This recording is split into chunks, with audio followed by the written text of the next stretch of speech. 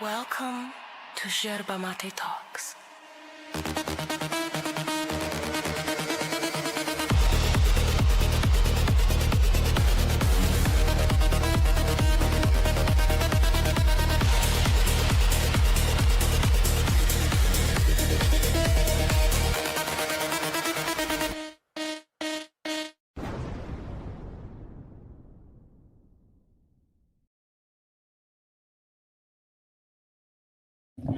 Welcome to another video review. I am Max. This is Kat, and today we have Ale Vallejo with us. Hello. Hello. Give me 1 second because I'm hearing myself on stream. Okay, there we go. How are you, Ale? Everything okay? Yeah, pretty fine, thanks. That's awesome.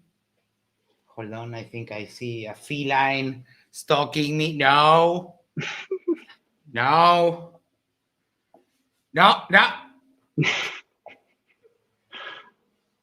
Okay, I think it's gone. No.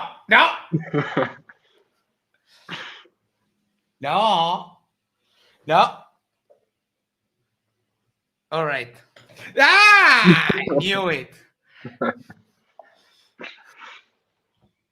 Okay, go away. All right. Oh,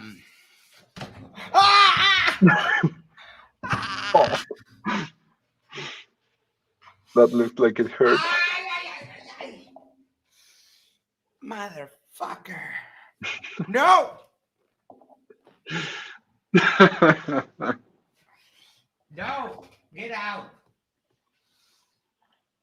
When I get free from this, I'll put up the link if someone else wants to come on. No. Stop it. You're embarrassing me in front of my friends. Stop. Dude, he has booties. I don't know where he gets it so much jump from. No idea. I'm starting to think you have him trained to attack you for the views or something. No, it hurt.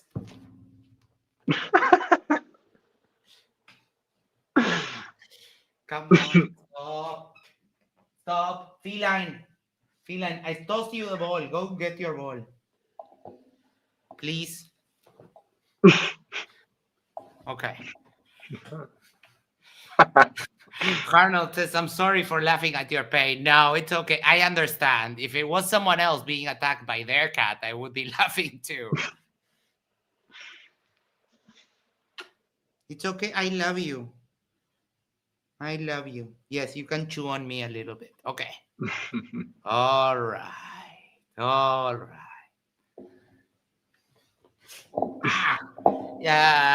Lindsay, I think I should wear like a long sleeve Kevlar vest because he's even hurt me through like a sweater and stuff.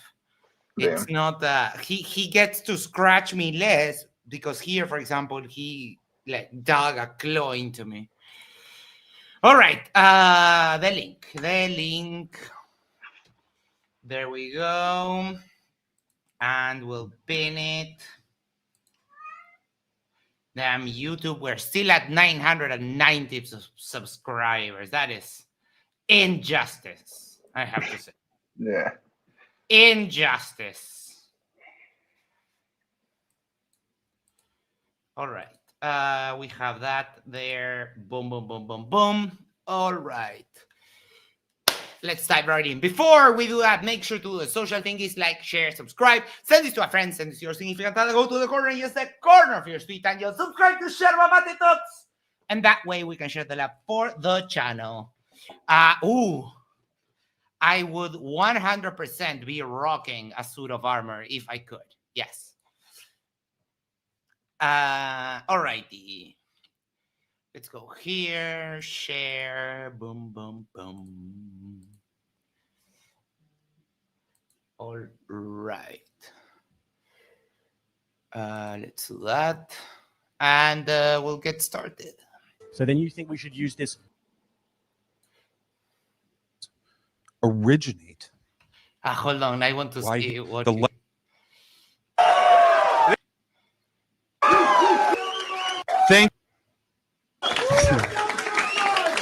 Thank you very much, James. Thank you, Crystal Crew, for showing out. How's everyone doing today? I don't really hear you. What? There we go. There we go. Well, Maine First Project is the premier conservative organization that has been fighting for over a decade the leftist policies in Maine. Now, you might think, why Maine? Why here? Why should I? I love this guy. I love that he's been fighting a 10-year-old war against an imaginary enemy, the communists of America. That is just. Oh. This doesn't help modern day debate Christian nationalism allegations. Yes, no, this is just fantastic. And I'm pretty sure that he's winning because he's eating his enemies. There's no other response other than there's no other thought. Even care. Most, if not all, of the leftist policies originate in Maine. It is the testing ground. Like, where the fuck is Maine? No idea. Until you came, I didn't even remember Maine was a fucking state, and I've been working for the U.S. for 17 years. This is just, you're so good. I would love to be your friend. So if you want to fight and stem the tide of these communist policies, you need to support Maine First Project. All of our information is over there, and please go to mainfirstproject.org and sign up. Thank you. I bet you he couldn't accurately describe communism if his life depended on it. Yes, pretty much. It would be like, yeah, Biden is communist. Like, oh, okay, sure. Oh, boy. Oh, the Canadian Space Advocate says Maine is 5 kilometers away from him. So it's in the northern hemisphere? Yeah.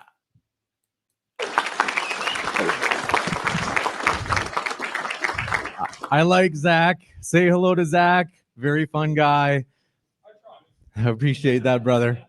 Yes, we're going to get rolling here with the actual debate. So Bob is going to step in and moderate for me in just a moment, but I am going to introduce our speakers. So for our debate that we are starting on Christianity or secular humanism, which is best for society, I'm going to start by introducing Planet Peterson, as he'll be going first. He makes entertaining and educational content with the goal of teaching those who want to learn and combating misinformation. Please welcome Planet Peterson.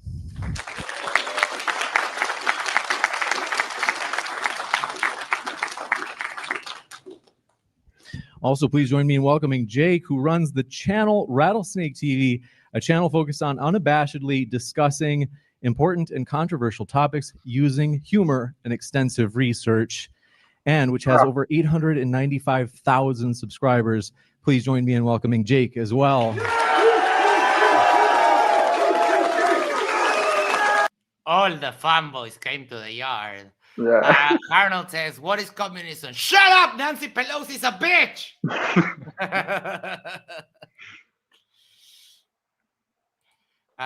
Most of Stephen King's books take place in Maine. Oh, yeah, I think I heard about that. I think there is in Maine or something like that. Fun fact. Nice.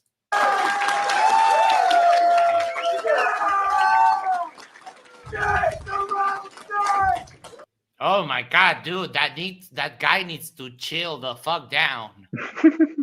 Holy cow. I like your enthusiasm, folks. We're going to get rolling. I'm going to hand it over to Bob, who is going to moderate this debate as I get the other room rolling. Bob has been with us since DebateCon 1. He is one of the most loyal people I've ever met and one of the most sacrificial people I've ever met, and also has 20 years of military experience. I am eternally grateful to have Bob as a friend, given his vast life experience. and his support of modern day debate through the years. So, Bob, I just can't thank you enough for being my friend. Yeah, that's right. All righty. Thank you very much, James. I'm not sure I recognize the person he was describing there, but he did call it.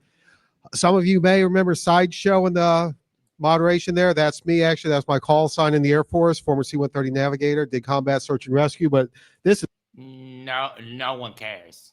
Can we get on with it? is not about me. This is about you two here today. Looking at the format I am looking at while James is introducing the debate next door. David says, sounds like there are some real alpha males in the crowd.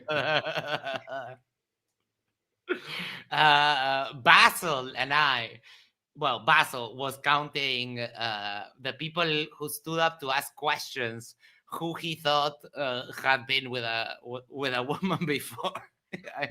It was fun all around because there in the live chats there were some very derpy people. Yeah. We're going to start with 10 to 15-minute opening statements with Eric going first. During the opening statements, there is no interruptions. Please do not interrupt, no matter what they may say, how much it may rile you. We'll cut you off at that point. With that being said, though, the floor is all yours.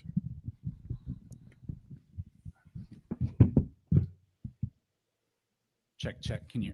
Ooh, do I gotta hold it? Testing. 1, 2, 3. The audio was a mess through the whole event. You watched it live, right? Because you bought Yeah. the membership. Yeah. Yeah, I paid that membership.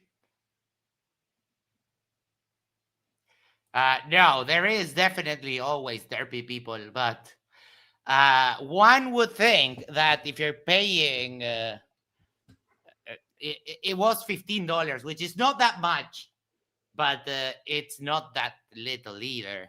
So one would think it would have been a little bit more. I don't know. I wasn't expecting so much derp. Have a holder so you can hold it up closely. Testing. That's pretty good. Okay, I can hold it. That's fine. All right.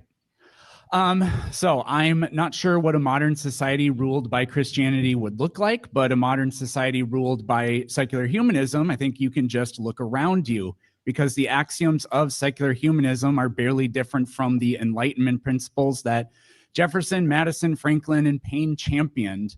They and the people who inspired them, such as Locke, Hume, Montesquieu, Spinoza, and Voltaire, they thought that a governing politics should be sourced in human consent and human reason, not divine right or command, and that morality and justice can be reasoned from human nature. So are we a society traditionally composed of Christians? Sure. Ruled by a Christian ethos? I don't think so. There's not a single syllable of the Bible that's pro-free speech, anti-slavery, pro-religious liberty, against cruel and unusual punishments, pro-privacy, pro-consent, pro-democracy, or makes any sense whatsoever. To the extent that the vast majority of good Christian people believe in those things, thank secularism for that. Of course, That's such a great point. In a succession of great points, actually. That's pretty good. Yeah, he's basically highlighting there are a that bunch. Christianity has always followed secularism. It changed according to more secular worldviews. Mm-hmm. Yeah, my argument, which I gave to Wexit, is number one, you don't follow the morality of the Bible. You follow your interpretation of Paul's rewriting of what Christian morality should be, because no one has stoned anyone in a long time. That God's morality changes within the book, so it's pretty much useless. And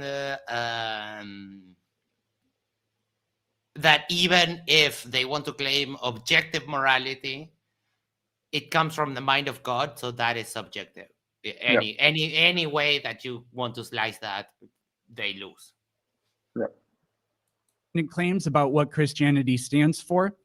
I really hope we don't hear anything about abolishing slavery. Yes, there were Christian abolitionists, but all of the anti-abolitionists were Christian as well. Locke, Montesquieu, Diderot, Rousseau, Condorcet, Voltaire, they all openly argued against slavery on non-Christian grounds years or decades before the Quaker abolitionist movement. So I don't think you get to show up last and then say this was our idea. Christians also lost 2 wars they fought to preserve slavery. The Bible is overtly pro-slavery. Permanent abolition was first accomplished by non-Christians. The French anti-Catholic humanists abolished it in the French Revolution, only to have Napoleon reinstate it. And Anglican Texas went to war for independence from Mexico because Mexico was abolishing slavery. Uruguay abolished slavery 40 years before the U.S. So Yeah. there's so many places that have that did away with slavery than the Yeah. U.S. and they all have. It's weird because Jake is Australian and he's also like a Christian nationalist Americanist. Yeah, I found that really weird, to be honest. When I found out he was in Australia, I was like, then why are you defending American Christian nationalism? What? Yeah. I don't know. Maybe he wants Australia to be the 53rd state after they annex Canada and Greenland. I wouldn't put it past him. Yes. Why did it take 1800 years for Christians to start doing anything about this? What were they doing before that? Well, largely practicing slavery. For example, in the 16th century, the Pope said, you're allowed to conquer whoever you want in the New World. And then Spanish theologians wrote the Requerimiento, where they would tell the natives, you are now conquered and must to convert to Christianity, or else, quote, we shall take you and your wives and your children and shall make slaves of them, and as such, sell and dispose of them, unquote. The spark that lit... Yeah, some of the stuff the Christians did over here in my country and in Alex's country. Yeah. Oof. Yeah, pretty much it. Indefensible. I spoke with on the MDD Discord a couple of times with an actual defender of the Conquista. Yeah. And his argument was the history is all lies. We didn't kill the indigenous people. We just coerced them into killing each other. And it's like, that's the same thing. I mean, it's not much better. Like, It's you coerce them into killing each other, or you kill them directly. I mean, maybe a little bit better, but it's not much better. Yeah. Okay. You didn't Yeah. pull the trigger. You coerce somebody into pulling it for you. Like, you're all right. Yeah. Wow, so mighty of you. The United States is slow to change and it does not want disruption to its existing business practices. Yes. They thought that they could not have an economic, their same economic system without the slaves. These ideologies are like fandoms. You have to be a fan. It doesn't have to stem from personal advantages. All right. The abolitionist movement, which drew massive participation from Quakers and other Christians, came from a secular humanist source that emerged only after 1800 years of Christians living in comfort with slavery. I hope we don't hear the argument that the founders used Christian ideas to create a country for Christian people. This is not true. The quote about our nation being for a moral and religious people, it's not in the Declaration, it's not in the Constitution. It's from a private letter that John Adams wrote to Jefferson. And what he meant by that was the common folk are too uneducated. Because they don't read philosophy or history, they need religion to babysit them, which is condescending, but it was a pretty common sentiment at the time, not just amongst them, but their influences like Spinoza, who wrote that religion was necessary for the common folk who lack the ability to perceive things clearly and distinctly. Not even 10 years after the Constitution was ratified, Congress clearly stated the United States is in no way founded on the Christian religion. Now, the Declaration does say the laws of nature and of nature's God. Jefferson wrote the Declaration, but it was created by a committee of 5. Among them was Adams. And Adams said plainly, quote, we can never be so certain of any miracles as we are from the revelation of nature. That is, nature's God. This is what that term means. It's not Christian. It's not even theistic, really. There's this argument that gets tossed around that everything we have that is good is thanks to Christians and Christian ideas. As I stated earlier, I don't find a shred of anything in the Bible that supports the important rights we currently possess. The stuff we all are fans of that you do find in the Bible, like don't lie, don't murder, these are universal ideas. They're not Christian ideas. The Enlightenment was profoundly instrumental in creating the better systems we currently enjoy, and it was explicitly grounded in humanism and reason, not moral authority from God. This is where secular humanism draws its inspiration from. People try telling you that the Enlightenment was an extension of Christianity. I don't think they know what they're talking about. Even among the minority of Enlightenment philosophers who were Christian, like Locke and Montesquieu, they vehemently opposed Christianity as the ruling force. They openly preached for religious toleration, the separation of powers, and that reason ought to be our guiding principle. I think if they rose from the dead, they would stand on my side. Others, such as Kant, Voltaire, Rousseau, Spinoza, Jefferson, Paine, and Hume, they weren't even Christians. In fact, the Enlightenment was so anti-Christian that its core tenets, such as natural law and reason, were labeled heretical by Christian authorities throughout the 18th century. Oh, always the church saying something I don't like. Oh, you're a heretic. Yeah. And they used to kill people over that. Imagine that. Yeah. Oh, my God is so weak that if you say something that I don't like about him, you'll get your head chopped off. Yeah. That reminds me of something which they also argue against, the Muslims. Huh. Yeah. That's a curious coincidence. Oh, we have grounded extract. Hey, says murder or murder through manipulation. Reminds me of the Hitman games. It's like, Oh, oh yeah. yeah, we got silent assassin. I made it look like an accident. Yeah, I Okay. didn't kill him. The poison killed him. The poison, yeah. No, the candelabra just fell Yeah. on their head. Check out Grounded Extracts and his wife did a stream. Dude, you guys are so cute. I love you both. century. And later, Pope Pius IX wrote the Syllabus of Errors, where he condemned basically everything in the Enlightenment and what it wrought. So if you want to know if that movement was a Christian movement, read what the Christians at the time were saying. They will tell you, no. I think this is like a smart way of highlighting or denying Christians this sort of moving of the goalposts they do, where they say, well, everything today is thanks to Christianity. It's Right. basically saying, well, no, let's see at the time what was the case. And the Christians at the time were basically calling everything that was developing heretic or bad, and so no, therefore it cannot be Christian. It is only what happened is that Christianity adapted then to it and then claimed it. It's not originated from Christianity. Yep. As my good friend Whitted would say, they were all yelling fake and gay. Yeah. Robin, hello. Hello. How you doing? I'm doing great. This is my favorite topic. Awesome. Anything you would like to say before we continue? I'm just glad Planet Peterson decided to get into politics finally. Yeah. And punishment and civic order, these are important parts of living in a complex society. So many of you probably noticed that a lot of trials are the people versus so-and-so, or this person versus the state of blank. This comes from Immanuel Kant, and a secular humanism appeal to reason for that idea. Can you imagine how terrifying it would be to be put on trial versus God? Yes. Pablo for 750 Uruguayan pesos. Hey, comrades, drop a like, pelotudos.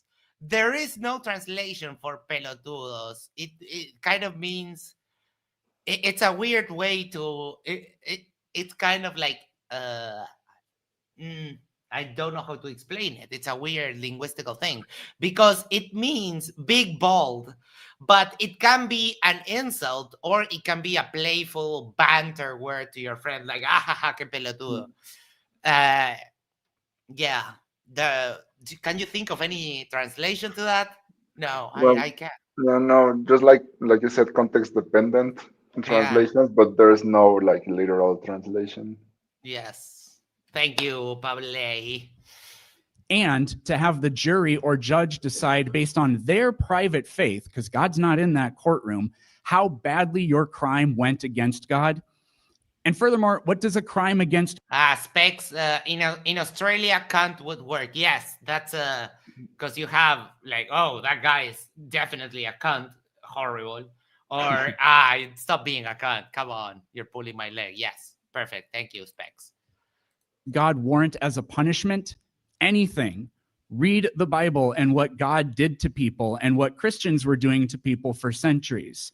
Thankfully, secularist ideas did away with that.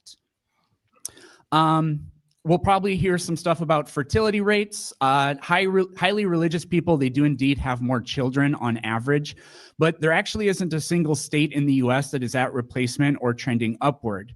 In fact, Mormons are the only Christian denomination that is above 2.2, and I think most people don't even agree that they are Christians.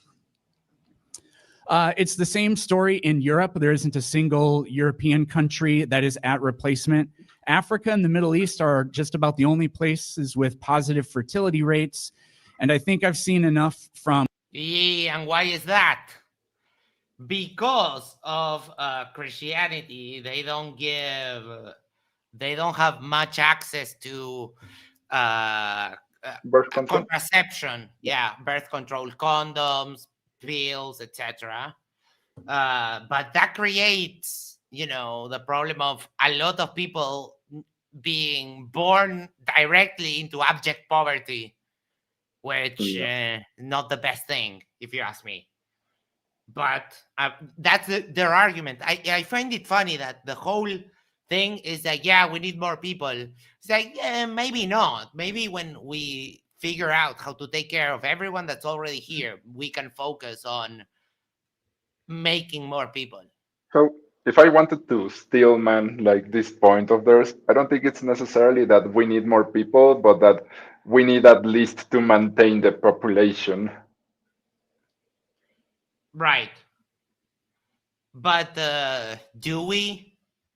Yeah, I'm not entirely sure about that, but like I think the studies mostly suggest yes, sort of, but I don't really know about that, to be fair. Right, but based on what? Based on the fact that they need population increase because of the economic paradigm requires infinite growth. So Well, maybe we should change that. Yeah, that's exactly why I say, well, I don't necessarily think so, but yeah. Objectively, bro. Yes. The far side of these pictures are Maine. Okay, hold on 1 second. Let me grab the link. I was being cheeky though with the talking about Maine, but that guy was my favorite character of all the Bacon.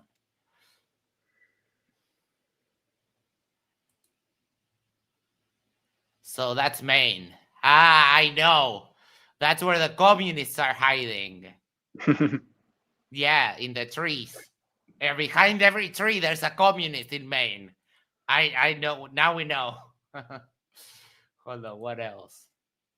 You see? That's where they hide. What's that? That's probably a communist building, isn't it? It's a communist factory. All right. Kiddo Cox Richardson is from Maine. She's one of the best historians in America. Okay. Or I don't know who that is, but I trust you, Robin. In culture war, Christians know that their politics don't really work with mass immigration from those areas. So I don't think Christianity is offering a solution yet to this. Science, maybe we'll hear something about how Christians were inspired to invent science because they believed in a creator who made nature's laws intelligible. I think this is a cute story, but I think it falls apart. It's also not really scriptural in any way. to draw an identical comparison. If I said to you, well, teams that believe in God are more likely to win the Super Bowl. And then as my reference, I showed you their post-game speeches where they thank God, or they said, oh, I just trusted God. God was on our side. I think we all think that that's pretty specious. And that's because self-reporting is nothing but pumping your own biases into a situation.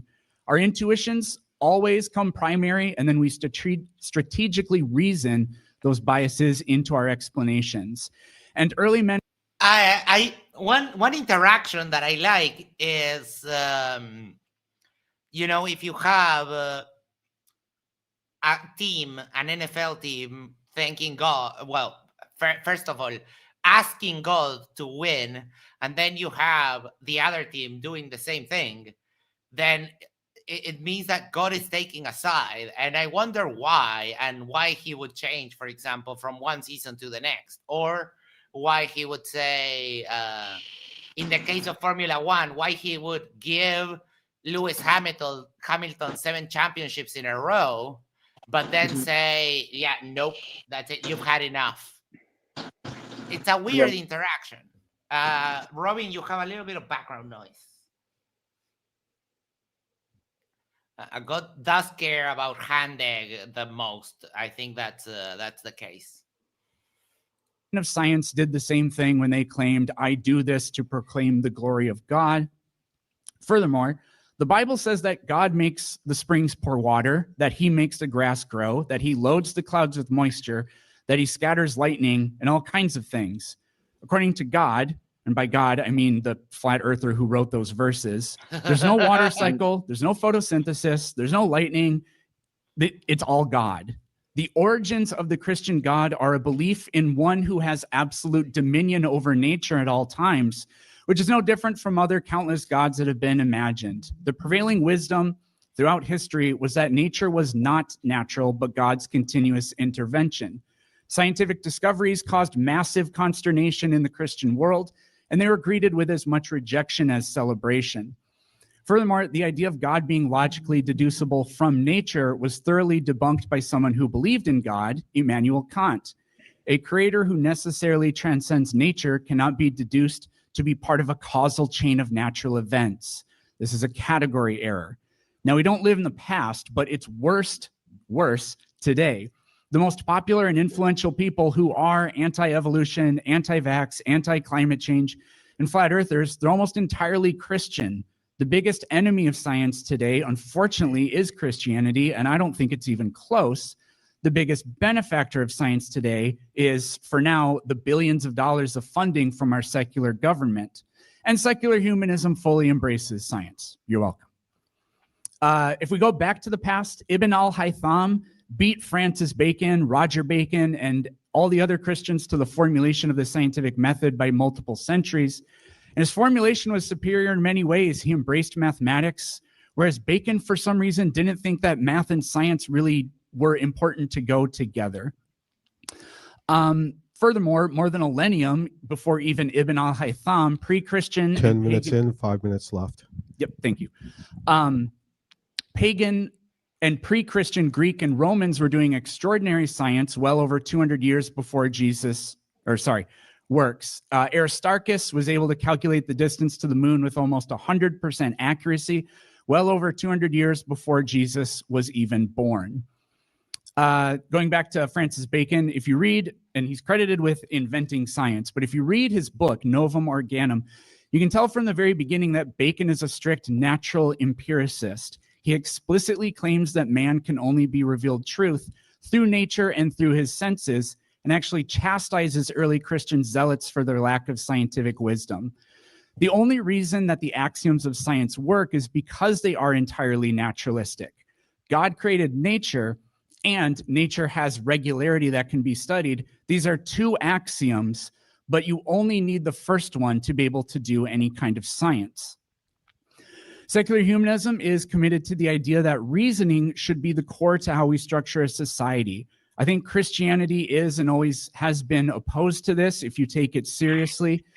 Maybe Jake will kind of admit to this tacitly by insisting that what we should do is bow to God's authority for no reason other than God says so, therefore do it. And the final problem, as I see it, is that Christianity is just incredibly and obviously false. Maybe a long time ago, even the brightest minds believed in ideas like this, and you could use a fictional story to persuade people. But today, most people don't believe in the supernatural. Christianity is dying Christianity is dying a natural and perhaps inevitable death. Christians have done very good things between the atrocities, and you can find good ideas in the words of Jesus, but I don't think it can be best for humanity's future, because I don't think it has a future. The only choice would then be to force Christianity onto a population that rejects it, which has never worked, not even for Christians. People have died on scales per capita wise that at times dwarf even Poland or the USSR during World War II in past conflicts such as the 30 Years' War, the St. Bartholomew's Day Massacre, the English Civil War, the Scottish Covenanter Wars, the Dutch Revolt, the Swiss Capel Wars, the Irish Confederate Wars, and the Taiping Rebellion. Those were all primarily predicated on Christians forcing Christianity onto other people, and actually usually Christians, a practice that not only doesn't work, but is blatantly against the New Testament's teachings as well.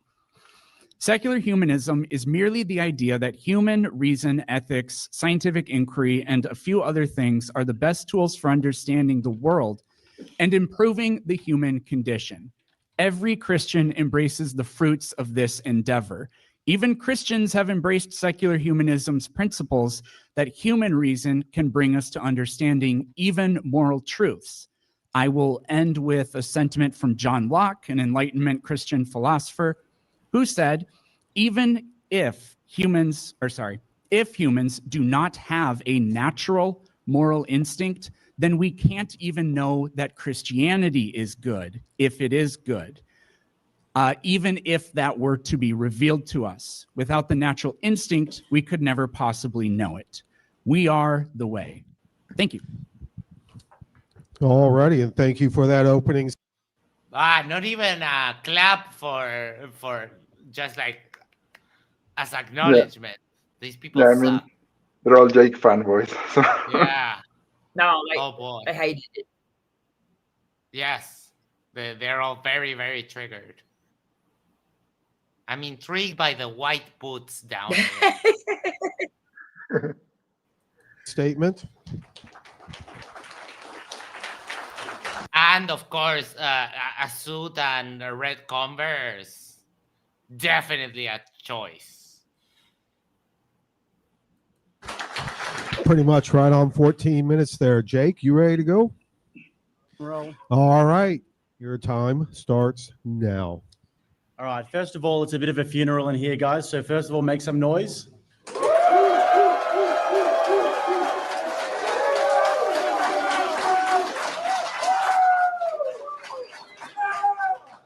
One more. Isn't that exactly what he told him not to do?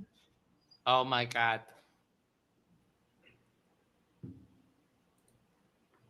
Peterson has had my respect since he got that apology from FAPSO.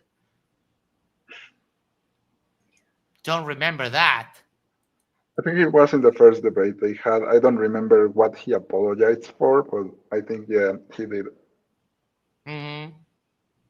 Baboton says, holy shit, what a bunch of assholes. Yes. It doesn't stop there. Oh my God, this opening. All right. Sorry, I had to do that. My bad. Okay. Thank you for the history lesson, Planet Peterson. I appreciate that. Didn't hear many arguments, but the history lesson was well enjoyed. Sure. So let me introduce... Oh my God, you're projecting from the start. Like right there, it just tells me that he either didn't listen at all to Planet Peterson, or that he is incapable from extrapolating arguments from Peterson's introduction. Because I could give some arguments that Peterson was probably making, but if he didn't hear any, maybe they weren't explicitly. But I think you should be able to at least guess what the arguments were based on what Peterson said. So yeah. I mean, he did address what the group of the ortho dummies derp out all the time. He went to everything is Christian, the birth rates, pretty much all of the bases covered there. With Yeah. those two arguments, those are the main things. Everything is Christian, and the birth rates, and And he countered that perfectly. Even if you missed all of that, at the end he said, I don't think Christianity is best for society because I don't think it has a future, referring to Christianity. And so there's an argument. So that's wild. This guy is so dumb. You guys to my argument today, which is the Christian Authoritarian Humanist Manifesto. Okay, you lost right there. You lost. That's it. We're done. Because you are supposed to defend Christianity, you stupid fuckface. You're not supposed to be all cheeky and number one. Your statement is contradictory. Let's go back. Guys, to my argument today, which is the Christian Authoritarian Humanist Manifesto. Authoritarian and humanist are mutually exclusive. You can't have both. Why? Because authoritarian hinges on the authority of one person. That is quintessentially anti-humanist, because in a humanist society, you would care about the well-being, the opinion, and the vote of the all society. That's it. Like, you lost. You lost from the start, dumbass.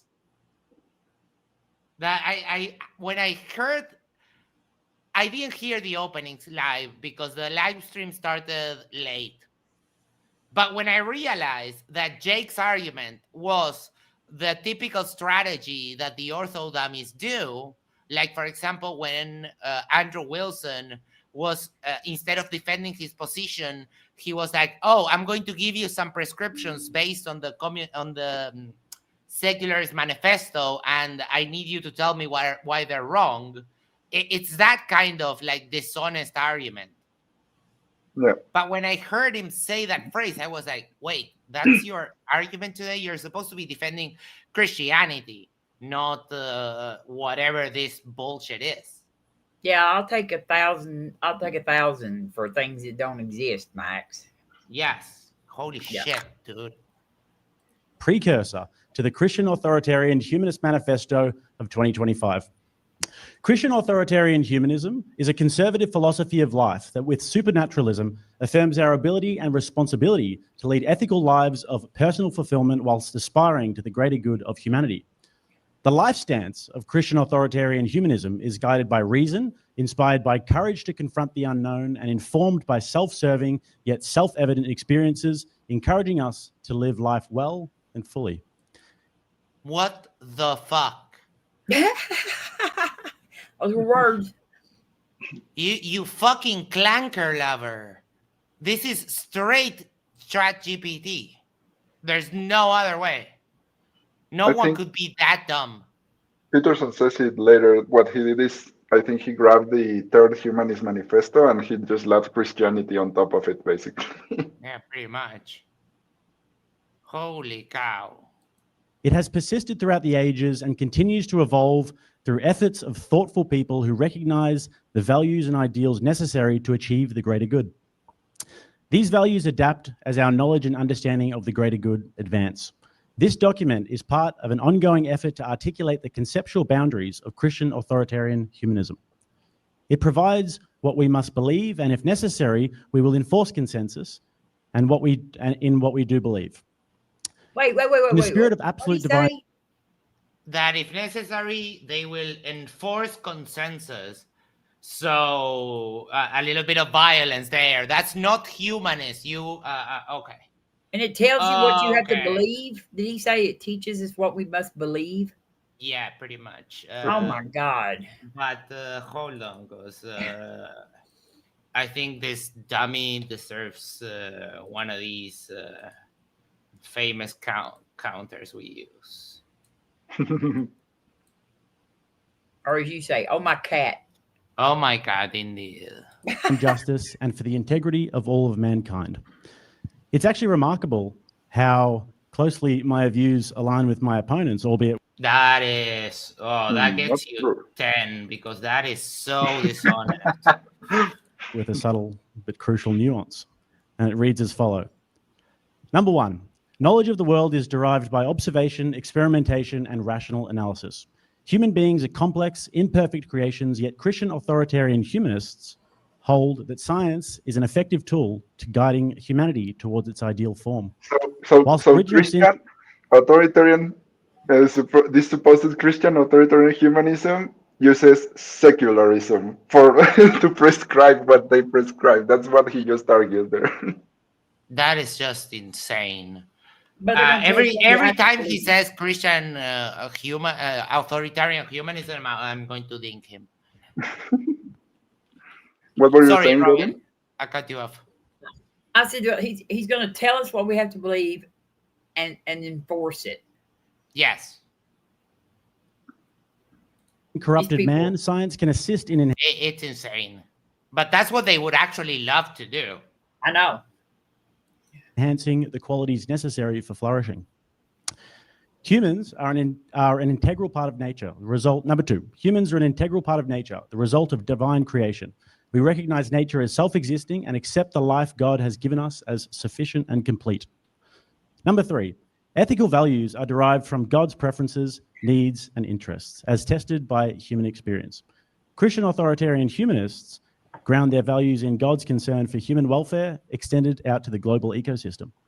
We are committed to cultivating individuals of inherent worth and dignity, making informed choices in the context of intelligence and resilience, and acting responsibly. No, you're not. No, you're not. Informed choices would basically allow people to make their own decisions, say, when it comes to medical necessities like abortions. And you would have that woman die rather than accept that, in order to save a person, you sometimes have to kill a fetus. No. Motherfucker. Responsibly towards family and God. Number 4, life fulfillment emerges from participation in the service of God's ideals. Fuck no. No. No.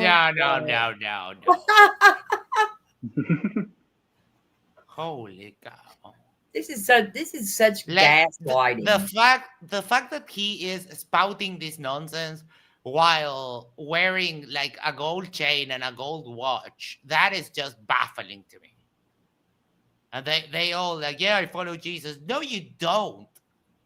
Yeah. You follow whatever your derp interpretation of this this whole is such bullshit gaslighting. is. Gaslighting. It is, yeah.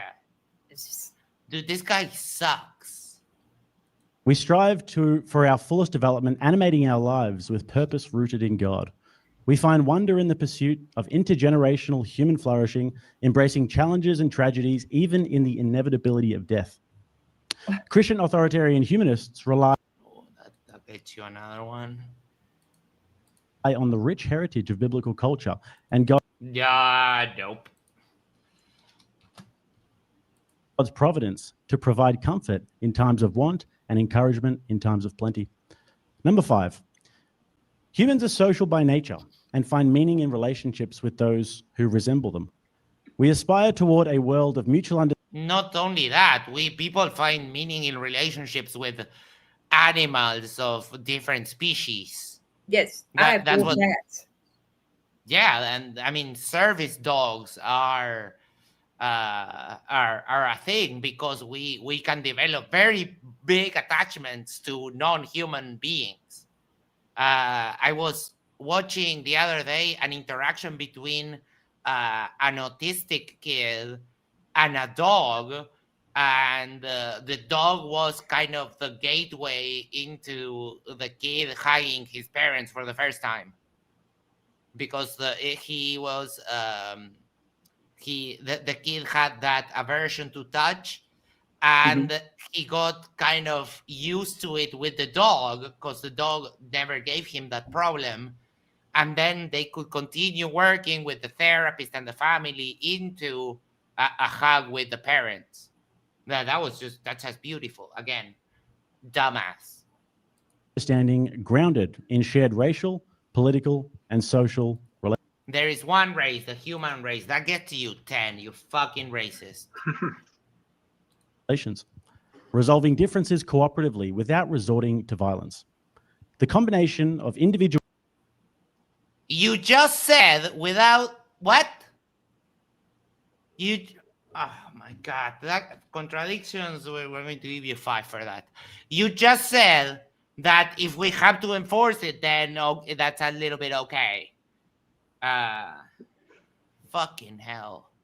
And state guidance enriches our lives and inspires us to enrich the lives of others just like us, fostering peace, justice, and opportunity for those of our kind. Number 6. Racism gets you 10 every single time. Our kind. Our kind. Fucking. Why are they so racist? I don't get it. It's Tennessee. Max, it's Tennessee. Yeah, but like he's from Australia. I know, but like he's got a lot of fans in Tennessee, I bet. Yeah. His Halloween costumes are a white ghost with a pointy head. Working to the benefit of the state benefits society, which maximizes individual happiness. The grin of, oh, I'm spouting bullshit and nonsense. Look at me. I'm so smart. Conservative cultures have tirelessly worked to elevate humanity above the brutalities of foreign savages, degenerates, and all who defy foreign savages. Holy fuck. Yes, he is an Aussie. Unfortunately, Derp knows no bounds, national or otherwise. God's edicts, promoting human flourishing, reducing suffering, and developing a global community among those of shared values. We aim to minimize inequities of circumstance and ability using science to preemptively eliminate conditions that hinder the development. I'm curious what he views as conservative societies. Does he mean like literally the colonizers that were technically more advanced and more liberal than the other countries they invaded? I mean, I don't know what he means by conservative. I don't know either. Max, go back. Did he just talk? What? It's like, I don't want to say that I thought. I just want to see what he said just now because it sounded really horrible. Mm-hmm. Science to preemptively. We aim to. Yeah, just in case you're wondering, he's doing a eugenics argument. That's what I thought. Inequities of circumstance and ability using science to preemptively eliminate conditions that hinder the development of intergenerational human flourishing. We advocate for positive stewardship of nature's resources, focused on mankind's ability to utilize them for life, flourishing, and progress. In conclusion, what I'm advocating for my manifesto. Welfare. That's contradictory with what he preaches. Another contradiction. Imagine that. is maximal. Yeah, eugenics. He literally said that. Oh my gosh.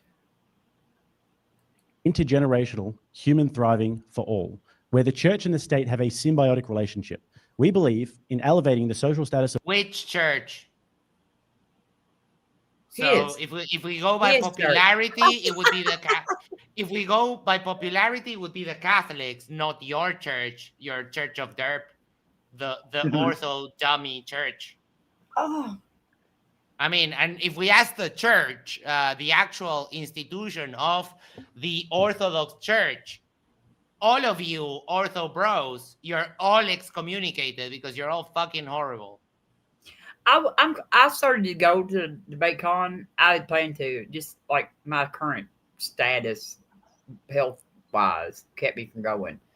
But I would have gotten thrown out of this debate. I'm pretty sure. Oh like my, we would have been watching me get evicted. Right, Robin rushing the stage like motherfucker. Get this nut out of here. It's Starkout says, does anyone else find Max hilarious when he's annoyed at someone? Thank you. Max is always whose hilarious. central role in humanity must be recognized through education and their nature, whose central role have a symbiotic relationship. We believe in elevating the social status of women whose central role in humanity. No, liar, liar. You believe in subjugating women. Filthy piece of trash. Well, he's fixing to tell us what we're good for. Yes. How did dumb stuff skyrocketed to 81? And you know what, Jake? Down here, we have a badass lady that was a trucker, and you can suck it because you couldn't possibly drive a truck. I run over you. Must be recognized through education and their nature and their natural capacity for motherhood. Humans cannot exist without women, and their contribution is both vital and... No, that's... Oh, wait, hold on. No, I meant 80. We can't exist with each other. That is an incorrect statement.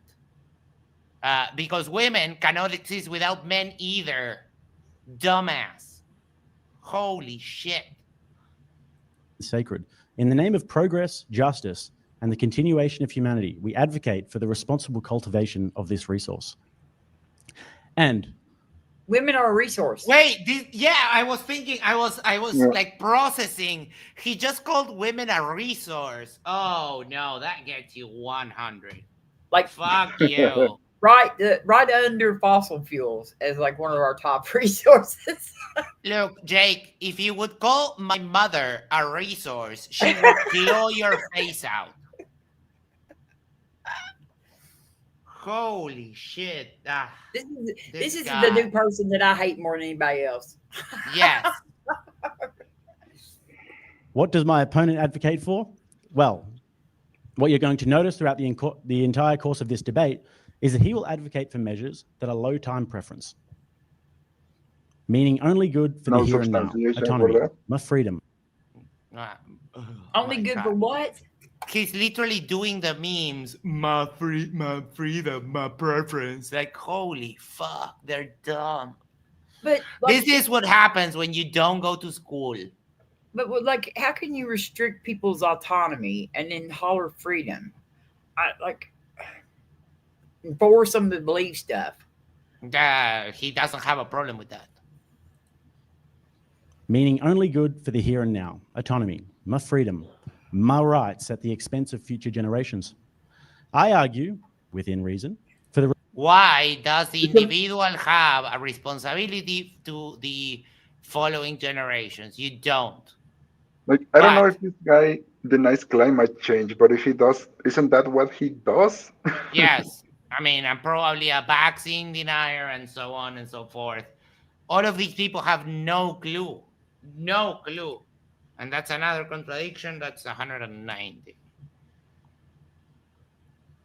No, the Queen, get him.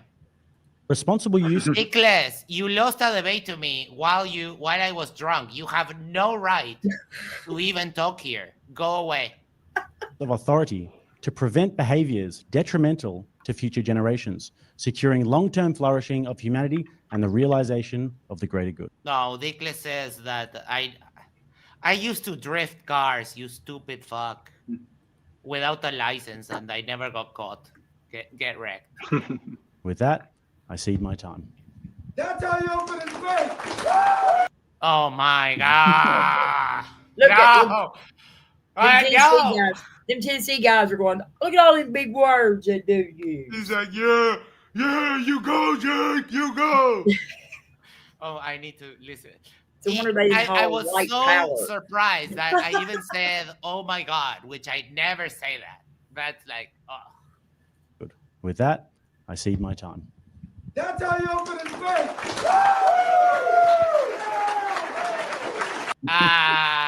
It's a shame that Basil isn't here, but I think I know what happened in room 627.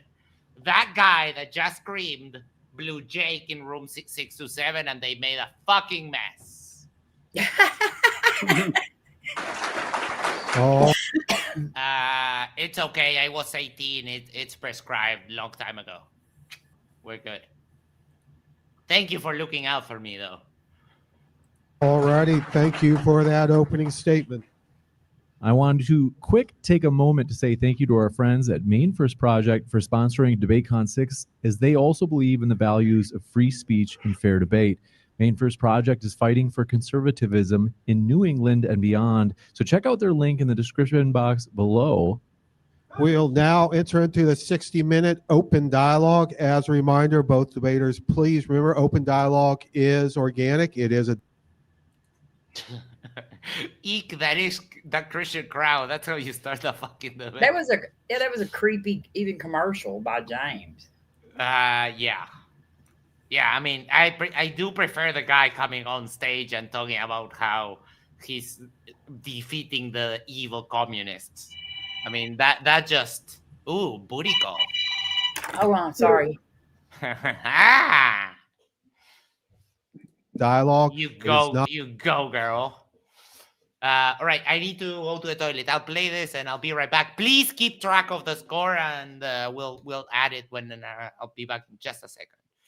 your opportunity to try to overtalk your opponent, keep interrupting them. So try to wait till the end of the question. But if you do ask a question, your opponent has the right to answer what you've been asked. So as long as we can keep it civil and there's minimal interruptions, my job is easy, and we'll go from there. 60 minutes open dialogue. All right.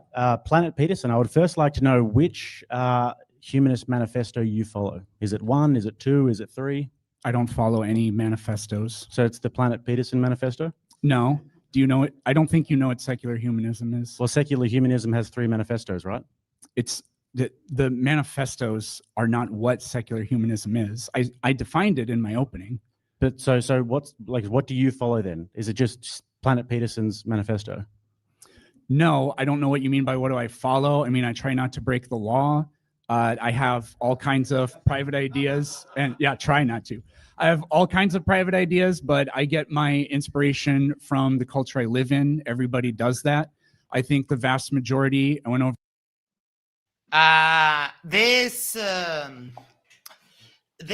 question, he's just doing an external critique, because he's asking him, what manifesto do you follow? As if it was like a religion that we're bound to what the scriptures say. The manifestos are not scriptures. They're vague, and they're like that on purpose so that we can actually put in the work and do the things of evaluating our morality, evaluating the course of action to take when a new problem develops, etc., etc. We don't we're not bound scripturally to a manifesto, dumbass Jake.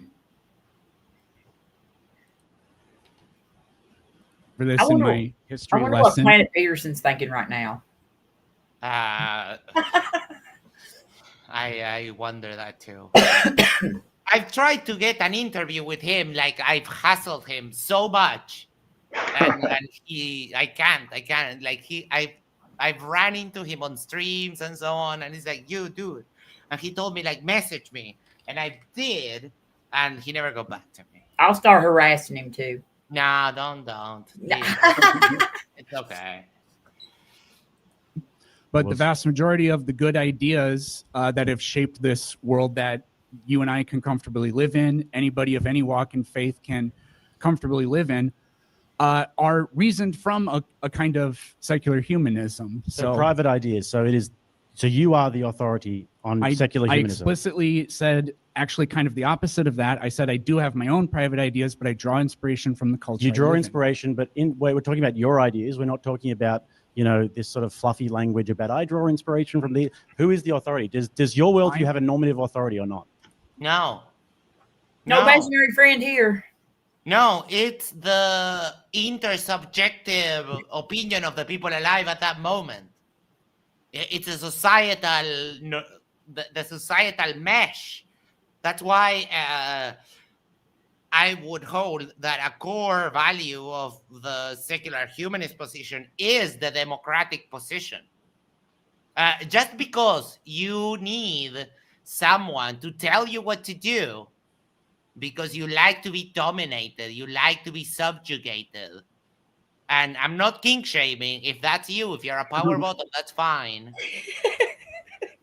We don't need that. I don't need anyone to tell me what to do. I have mental faculties to think for myself.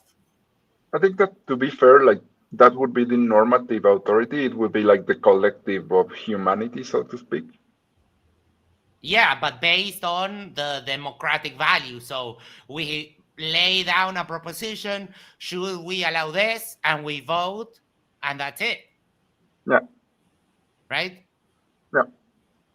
And I'm sorry, like, you know that I support all my peeps in the LGBTQ community. I just find it extremely funny that they would get super triggered if you ever told him that to his face.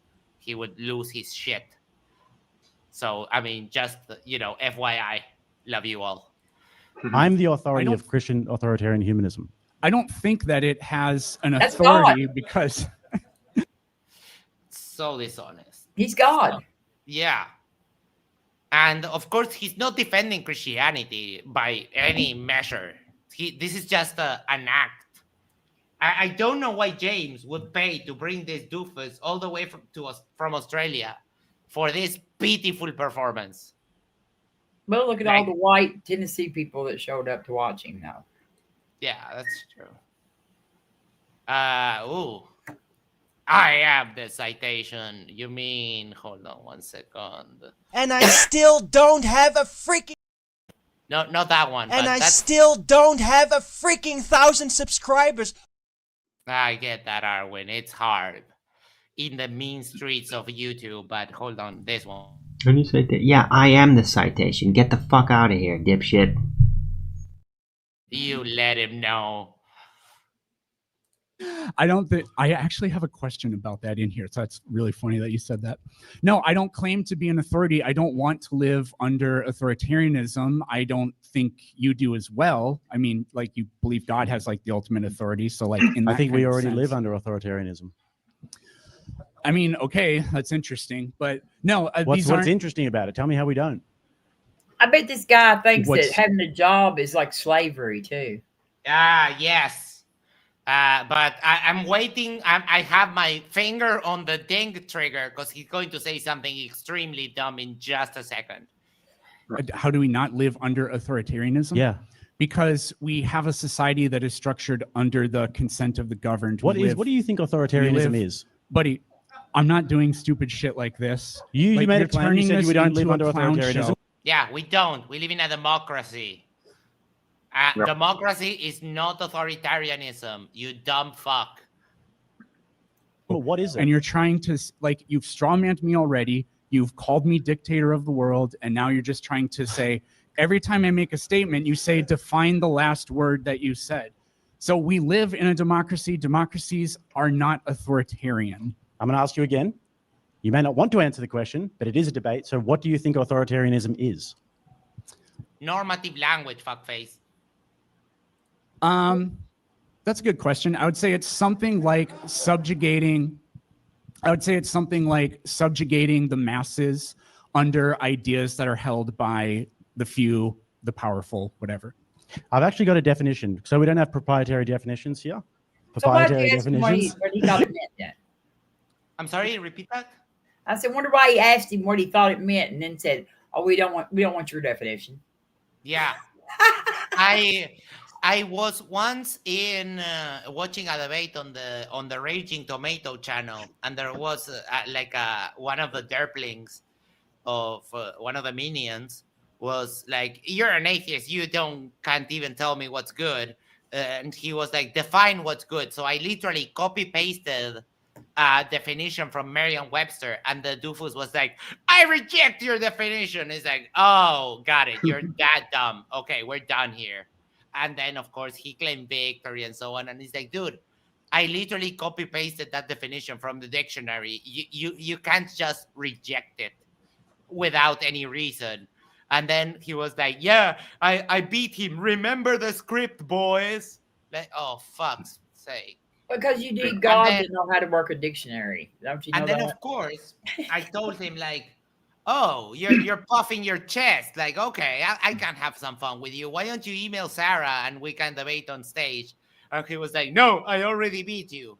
Okay, run away, little coward.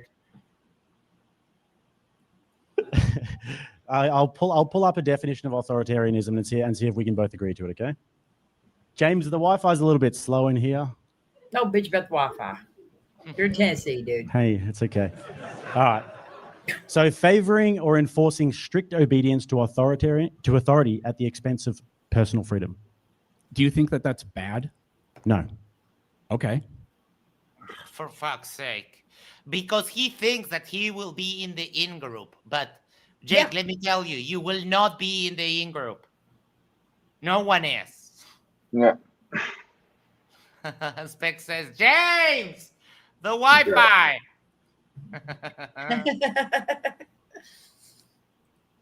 I think we live under that right now. Your secular humanist society that we currently live under. I asked you if you think it's bad. No. Oh. Okay. Do you think that we should have unlimited personal freedoms and never have any authority? Is that what you're saying? No. That's not what that means. That's not what that means. That's a gigantic straw man. I might have to ask Mark Reed. I wish we had Mark Reed here to tell us if Australia is like that. Yeah, unfortunately, Mark usually streams around this time, which is sad because I love Mark, but we kind of our schedules conflict. But yeah, Mark would be a good person to have here. So then you think it's good? No, because if it comes from the consent of the governed, then it does. Then it's not. Then it's not. Then it's not authoritarian. Also, top even down. if it doesn't come from the consent of the governed, like it said strictly, literally the definition he read said enforcing it. So even though if the consensus didn't come from the, or like even if the rules didn't come from the consent of the governed, if they can have a say in changing them, that's not enforcing it. So Yep. And just the fact that in democracy you get asked, and yes, is it a downside that, for example, in the previous election cycle, the right won here in Uruguay. So I had to kind of suffer 5 years of the right in power. But I mean, that is a tiny concession because now we had another election and the left won again. So now we're good, right? It's you can't have a perfect system that fits everyone because people are vastly different and believe in different things. But I think that is the most fair. And the even if you would choose democratically an absolute despot, the advantage is that it only lasts for 4 years. So that is still good. as long as you have institutions to hold them back. Yes. Yeah, of course. But there are like some avenues, like for example, in the US, it's the executive orders. Down here, it was something called the LUC. That was basically a gigantic executive order with a bunch of new laws that got pushed through with the same type of authority, executive authority. But the good thing is that that lasts as long as that government lasts. Yep. I know Australia does have limits on things like violence in video games, so they have control over creative stuff, if that makes sense. Yes, they're kind of stringent. I remember when playing South Park: The Stick of Truth, there were some screens. I mean, South Park is over the top, and the video game was over the top. So there was like a time where someone got an anal probe. So for the Australian market, they just put like a screen describing what happened, and then you click X and you continue the game. They removed the scene, but still described what happened, and that way they got around the censorship. It also happens a little bit like in Germany, because that same game also has Nazis, and they got censored in the same way. I mean, I think in Germany it's a little bit more understandable, that censorship. Yes. Dictatorial. Buddy, that's what democracy is. Sense. You elect an authority, and then you are obedient to the authority. Yeah, but it's not the same as authoritarianism. You're just No, You're- that is you're not what a wrong. democracy is. We're not obedient to Yeah. an authority. Like like the president does not make the laws. Yeah. We're not Exactly. obedient to the president. I mean, like we're supposed to follow the laws that are passed through Congress and stuff. Like Mhm. I'm pretty sure that this dude, like I'm pretty sure that Mark has never told me that in Australia it's like that. I don't think he has a clue what's going on in the world. Yeah. Words Yes, mean- but we have representation and we have the power to dispose them if we want to. But then there's another by peaceful authority. means. If you're just going to say that everything is authoritarianism, then okay. This isn't very interesting. Yeah, he's And it I has find basically it really interesting. equivocating the meaning of authoritarianism. Yes, he's super wrong on that one. Does the it audience has find nothing to do with interesting? Christianity. I mean, look, like we live under an authoritarian. I think maybe you're thinking. I'm going to give you charity here. Maybe you're thinking of totalitarianism. That's not what I No, said. I that's said Christian- another completely different That's matter. another completely different thing, dumbass. Well, what stupid thing did they clap for? Because they're cheerleaders. They will clap for anything that these morons say without even thinking about it. Yeah. authoritarian humanism, and we already live under an authoritarian society. No, we Yeah, don't. we just disagree. No, we don't, dumbass. That'll get you to 200. Just because I'm already tired of your ass. Okay, but let me help me to understand. Does your world Oh, look, we have an Australian here. Hey, Specs, how you doing? I think your mom. I heard you there. Hello. Hello, no, I just changed my headphones. Yeah, hello everyone. Cool. Yeah, I mean Australia's. Hello? Oh no, I just say hi. Sorry. Yeah, you're coming in and out now. Yeah, all right. Hey, Max, I may have to run somewhere for a minute, so if I go quiet, I'll be back. Yeah, no problem. Mute yourself, but Yeah, I will. stay here if you want. No problem. So Australia is not an authoritarian state. I'd say the state he's currently debating this in, America, is way more authoritarian than Australia. But I'm sure it was very hard when he had to cry when he had to get a vaccine. I'm sure that needle hurt quite a lot. Oh yeah. He had a boo boo in his arm. Oh.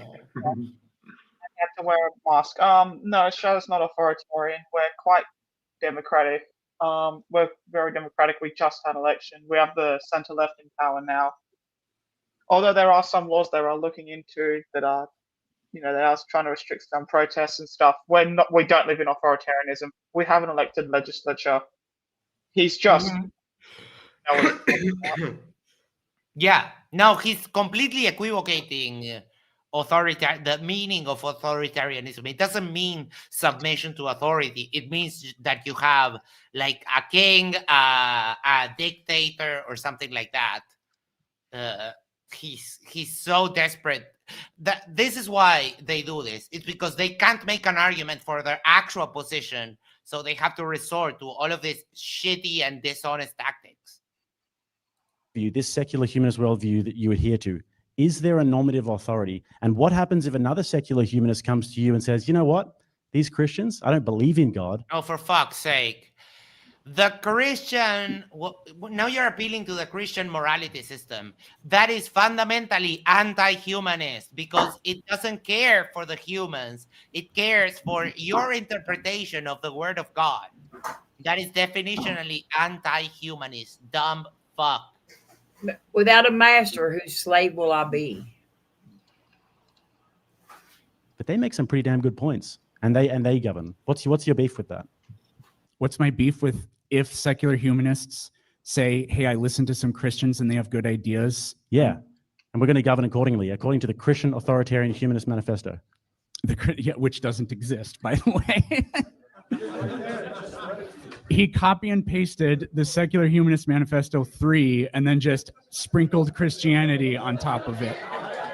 I would never do that. I would never do that. But I'm glad you know. Yes, you are dumb enough that you did exactly that. And also, you didn't even write it. You chat GPT the hell out of it. I don't think he ChatGPT'd it because ChatGPT is quite smart. I don't think ChatGPT would come up with something that dumb. No, you can make ChatGPT be that dumb and interact. His session is adapted to his level of thinking. So yeah, this is completely possible. At least a little bit. Where were we before? I don't know. I want to ask you some questions. No. So we need to understand. No, you don't get to tell me no. We need to That is understand absolutely what the not how this is authority going is to work. for secular humanism, according to Planet I have Peterson. described What do you the do? principles of democracy already. So democracy. Yes, I Not think democracy. I think that's a very fine system to Listen, use. what do you do if another secular humanist comes along and says, you know what? All this human thriving, these Christian authoritarian humanists make a pretty damn good point. We're going to govern like that. What's your problem with that? I already explained to you that is fundamentally anti-humanist. When have a bunch of them made a good point? Never. Inspiration that those Christian secular humanists, that's funny. If the inspiration they draw from that is grounded in trying to understand the human condition and improve upon it, and believing that reason is our guiding principle, and they don't do it by saying, God is telling me we should do this, therefore we should do it, then it is just secularism, and I don't have a problem with that. Okay, what is reason? Reason is... That's an interesting question. I would just say it's the tool we use to try. Don't play the definition game. Yeah, he's just playing games. I mean, it's a diversion. Don't play the definition game. Jordan Peterson. The mental. Sorry, what was that, Robin? I said he's doing Jordan Peterson. Yeah, pretty much. Yeah. He's getting he argues by taking the worst out of the worst people. Yeah, this is a combination of Andrew Wilson and Jordan Peterson with an Australian accent. This is lame as hell. What a mutation that would be. Yeah, pretty much. Try to use to understand the world. Am I using reason? I don't think you're being reasonable, but I think so. I think I'm using reason. So yes, that's very. Yeah, the problem is that you're dumb, so your reasoning is not conducive to truth because you're stupid. Secular. So I used reason. I'm a secular. If I'm a secular humanist and I've used my reason to come to the conclusion that Christianity and the principles of Christianity, Christian authoritarian humanism, are better than yours, what is your problem with that? For fuck's sake, he's now doing the Andrew Wilson thing of going back to the same thing over and over and over and over and over and over. Fucking hell. No secular humanist is going to come to that conclusion. No, it's no, because it's the antithesis. Just take a look at the topic of abortion. That position would lead you to banning abortion, and that is fundamentally anti-humanist because that cares more about the right of the fetus than the right of a woman in her prime, in her reproductive years. I don't know what the justification is to trump that the rights of a clump of cells that doesn't even have a brain yet over a fully fledged human person that is in their reproductive years. That goes against their position. It's funny as hell. I already answered that question, but this is hypocritical of you because you're not relying on authority from God. You have separated yourself from God to do this. I mentioned him. Yeah, you mentioned him, but oh my God. You have not drawn your inspiration from it. You haven't proclaimed. Where else did I get it from? You didn't pray about it. You didn't consult the council of bishops. Well, I feel like you would have said so. You don't strike me as a person that prays, Jake. I doubt you pray. I doubt you even go to church. You're not. You are not, God isn't in the equation anywhere in here. God isn't in the equation. No, you haven't brought him up. I use God's preferences. No, you didn't. I said, do you not listening? I said You're trolling, I and I'm want gonna to ask adhere you to some God's questions. to God's preferences.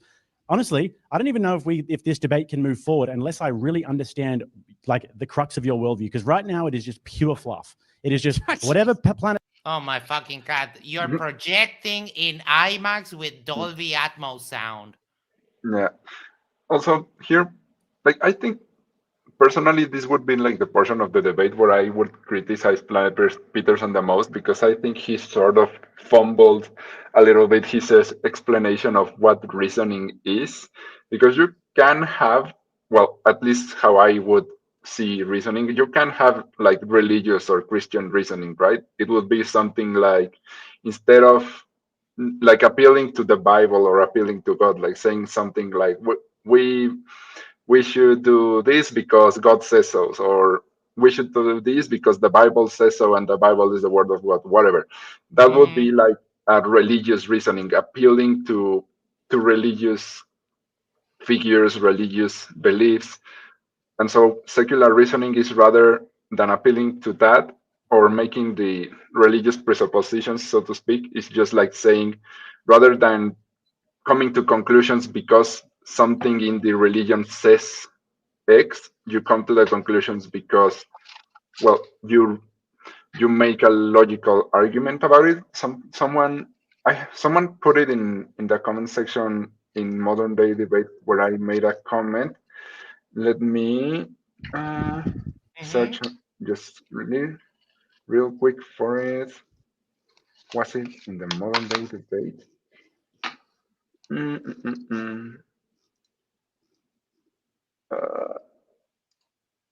Damn it, I made too many comments and I cannot find it.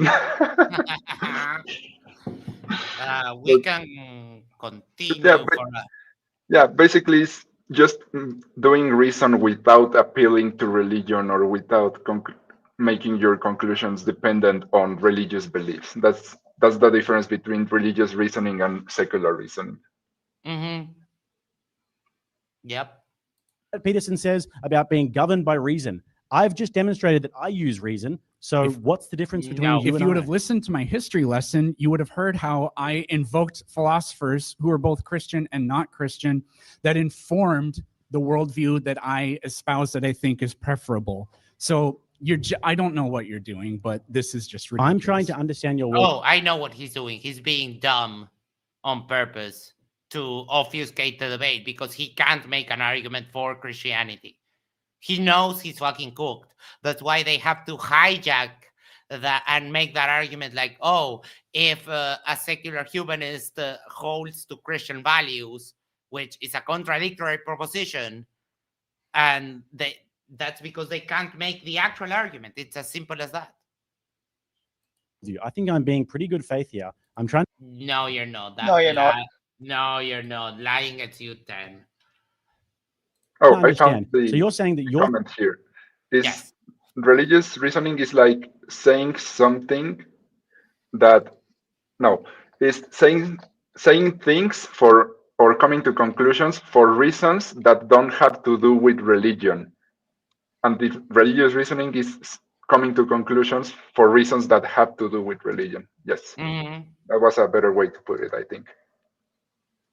philosophy, Planet Peterson, is an amalgamation of various different philosophers over history, okay? And you think that God's not real, so then you think we should use this metaphysical concept of reason to... It's not metaphysical, you dumb fuck. It's 100% physical. Drive a spike into your brain and see where your consciousness goes. And tell me then what happened. No, you can't, because you end. There's no more you. There's nothing else after. Your consciousness is what your brain does. And that's pretty much it. arrive at a thriving society. Have I steel-manned it well? That's not bad. Okay, well that means nothing. You just described it, and you're going to tell me that it means nothing? I can describe something that means magic nothing. doesn't exist. What you believe is magic. Therefore, it's nothing. I'll grant it, sure. Okay. All right. How do we become a Christian society? Well, A Christian authoritarian humanist society, you mean? Jake. Dumb. That reminds me of the South Park episode. Dumb, da, dum, dum, dum.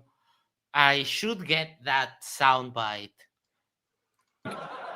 I'm actually interested in trying to have a somewhat intellectual exercise here. You're talking with Jake. That's important. Yeah. I would love to, but I have no But you're idea not what you going think. to. Great. You're saying that you said to me before that things should be governed by reason. I demonstrated that I'm using reason. If somebody comes along to you as a secular humanist, then and they that's are- just secularism. And here, then we go, the merry-go-round, back at the starting point. This is what they always do. Dumb as fuck.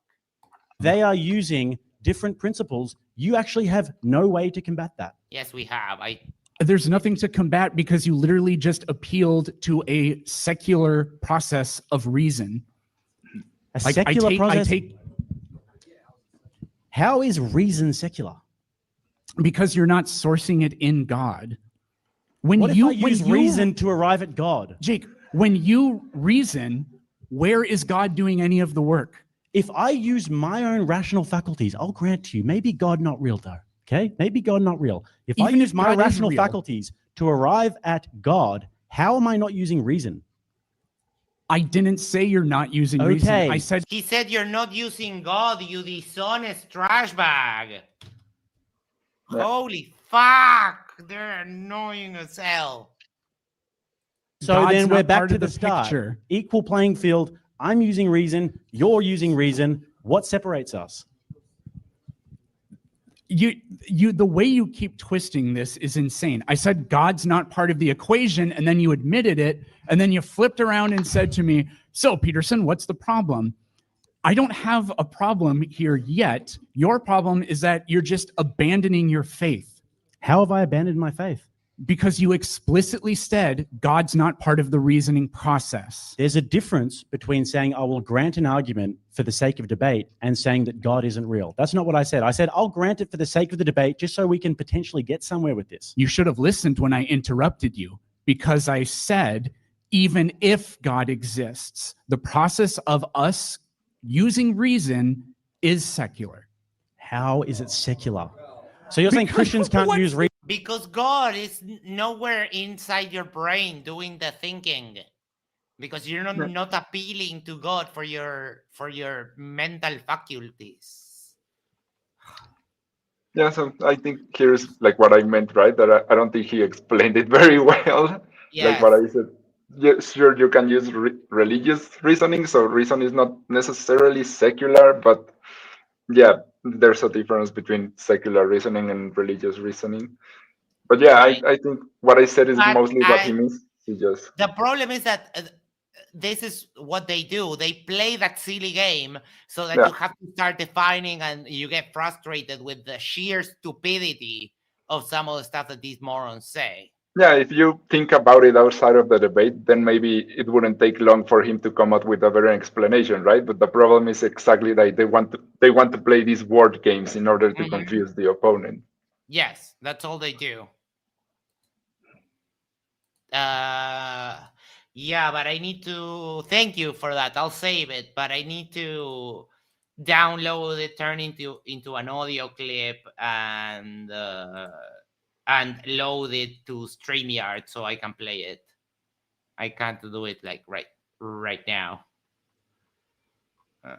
Give me 1 sec. Where does God enter the equation when you have thoughts? So you're nowhere. You said that it's not part of the process. Listen, so you're saying that Christians can't use reason? No, I said Liar, dishonest as fuck. when they use reason, that is divorced from God. It's not secular. There's no such thing as Christian math. There's no such thing as Christian science. There's no such thing as Christian me having an idea in my head. That makes zero sense.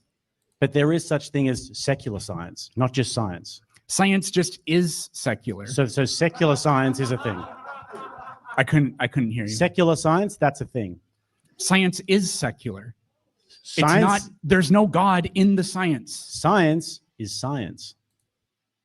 Oh, what a lovely tautology. Oh, holy fuck. 222. If you want to play the lottery, that's a good number. Yeah. It's not secular science. It's just science. Christians use science. No. Science in itself is secular. So we don't science religion. And when we do, like, for example, when we go to archaeology, it turns out that religion is more and more bullshit each time. What's happening with the boobs in the side chat?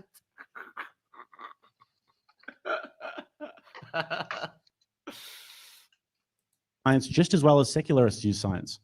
When I say secular, what I'm really meaning is that it's just devoid of this one thing. So then, yes, it just becomes tautological. Science is science. Math is math. Yeah. There's no Jesus math. There's no Buddha math. There's no Muslim science. There's just, those things just are what they are. I mean, like, I'm willing to even grant for you, for the sake of the argument, maybe God isn't real. But what we're trying to arrive at here is outcomes. What we're trying to arrive at here is human flourishing. So I actually want to know, based on Planet Peterson's authoritarian secular humanism, because... Oh, fuck, no. It's not authoritarian. Democracy is not authoritarianism, you dumb fuck. This is just coming purely from your brain. How do we arrive at intergenerational long-term human flourishing? I have already answered that question, and I've already addressed how you're strawmanning it by saying it's according to me. It's not according to me.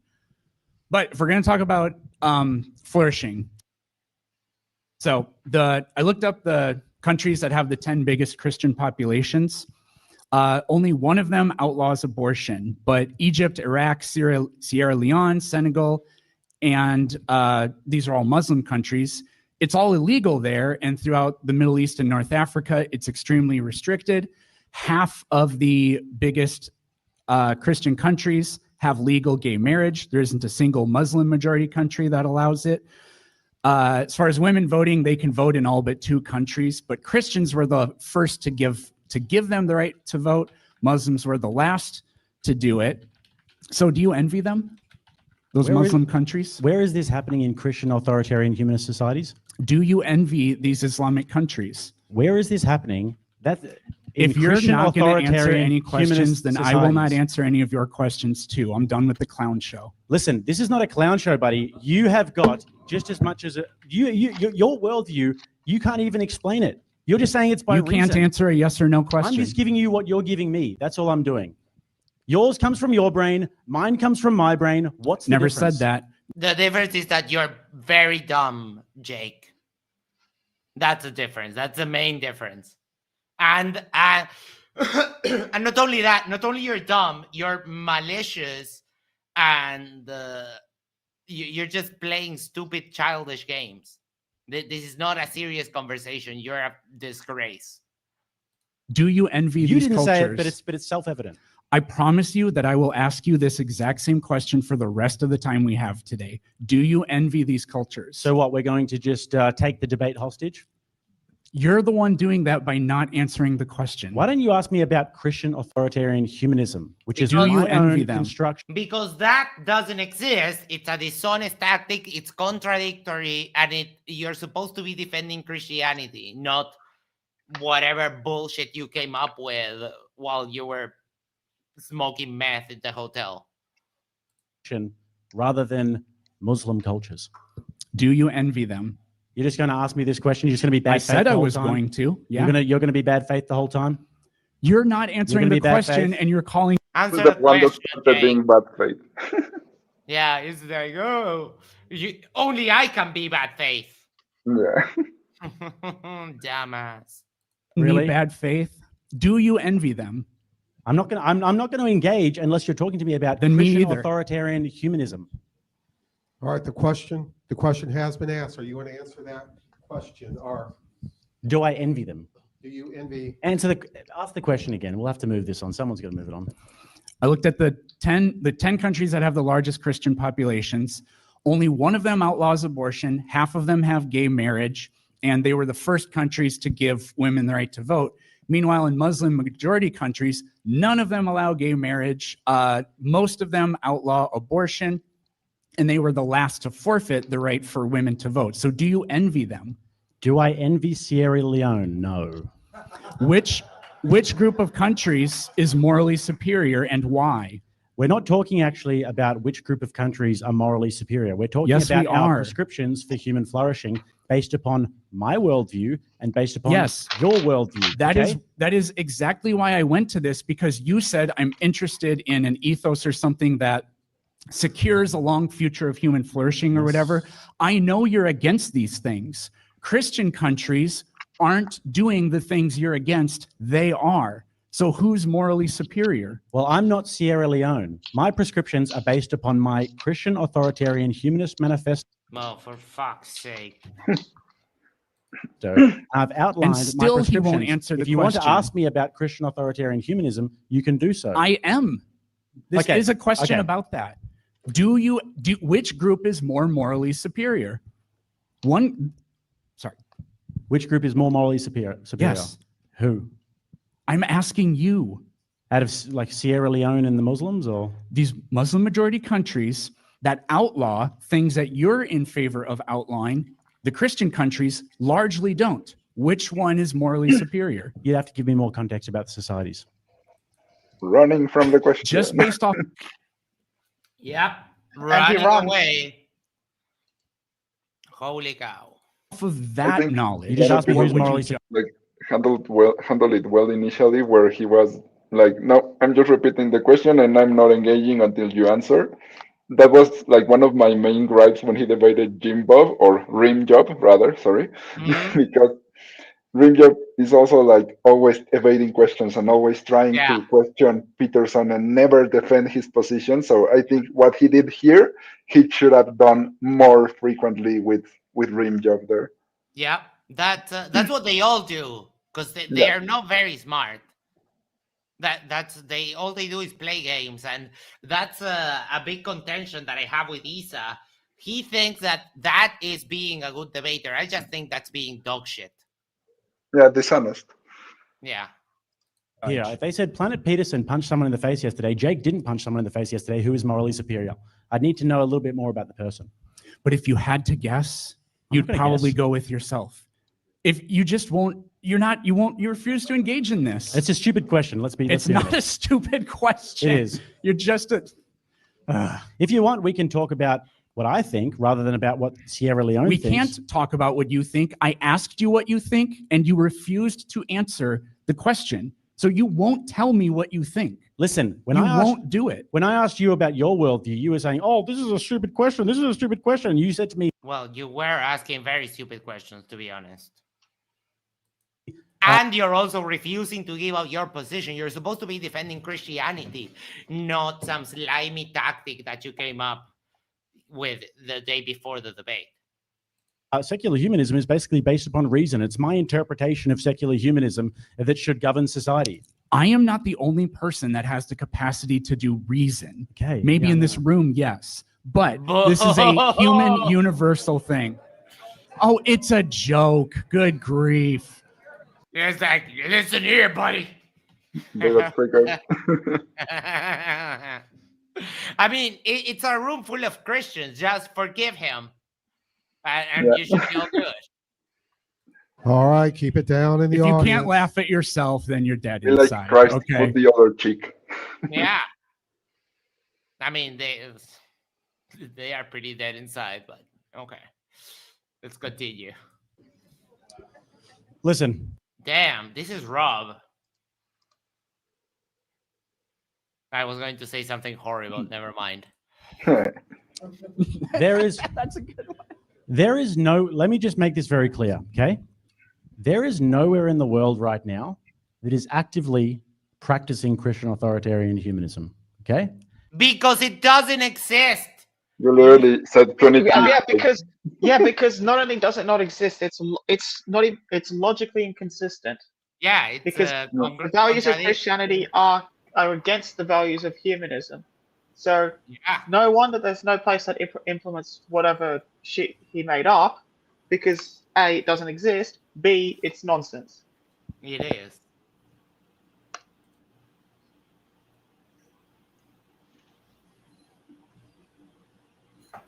Wait, what?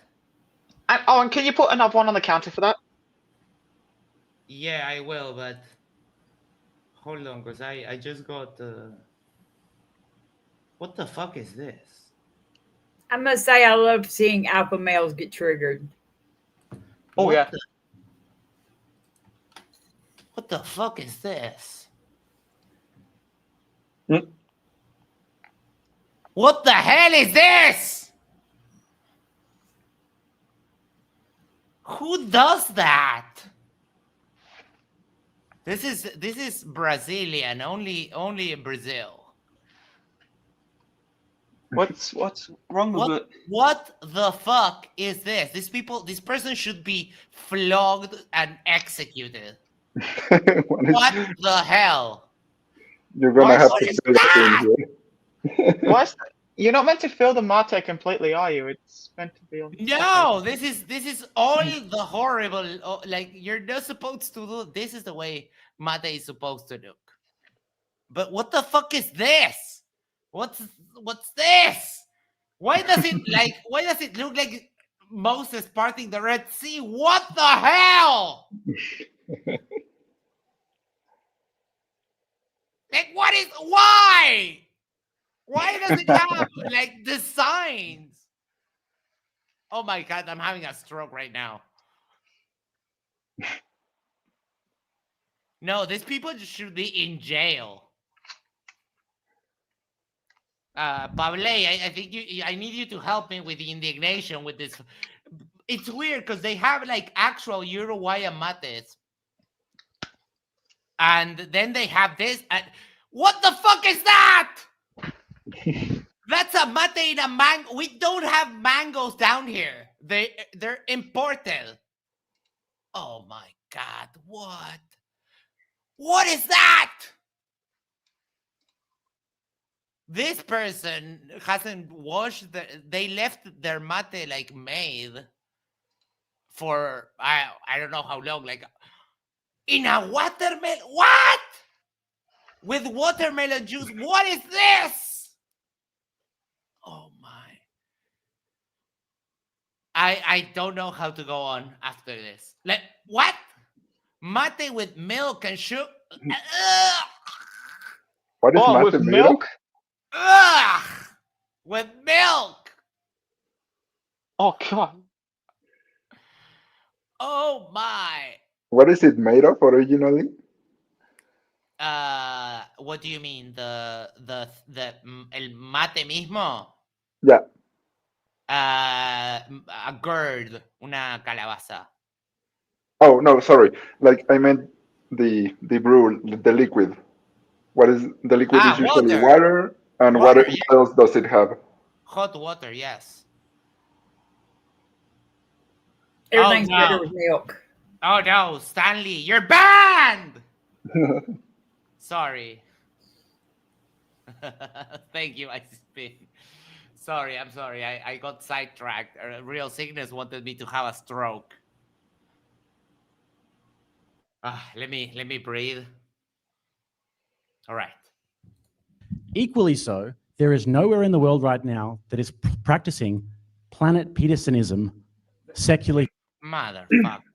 Because it's not that. Because we participate in a society and we elect people and we make laws based and we campaign and we protest in the street. Oh, fuck. Sig, when I got your message originally, I thought that it was someone like creating shorts out of this channel and I was already indignated. And then I clicked the link and I was like, oh, fuck, this is worse than I imagined. Hold on, I was going to link him for that. Humanism, okay? Nowhere in the world. There's no such thing as so that. we are on an equal playing field. So now we're going to talk about prescriptions for the future based upon our worldviews and what we think, okay?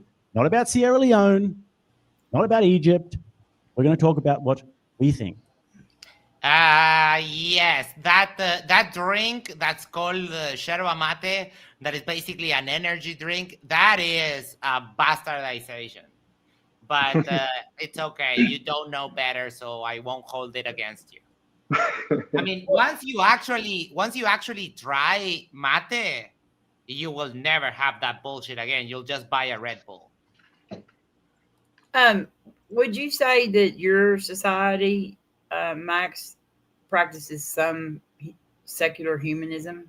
All, yeah. No, we did away with the church very early in our history, and people here, contrary to the rest of Latin America, the divide is 45% religious, 45% agnostic, and atheist. They don't have much influence here. Every once in a while, the Archbishop of Montevideo will go on like national TV and beg people to go back to the church. So he's saying that no place in the world practices it. Yeah, And he's just wrong. false, pretty much. Yeah. Yeah. Like even in Argentina, where people are still a little bit more religious than us, even in Argentina, they have a fully secular government. You don't hear political leaders talking about God or anything like that. You do have conservatives and more liberal, more forward-thinking people, but religion doesn't play a major role in the politics, at least in Uruguay and Argentina. That's what I can tell you. In Brazil, that's very different. In Brazil, they do have a lot more religious influence because they have a huge evangelical population. So I thought they even were Catholic. They're not Catholic. nope. Oh. No, I mean it's a mix, but they have a huge evangelical population. Yeah. Okay? Does that sound fair enough? Sure. I can examine your worldview. You can examine mine. You No, I don't can't have because you Remember, wanted the to answer the topic of the question. debate is Christianity or secular humanism, which is best for society. Yes. Okay. Can I ask you a question? Go for it. So, like, As long as I get to ask one next. yeah, that's totally fine.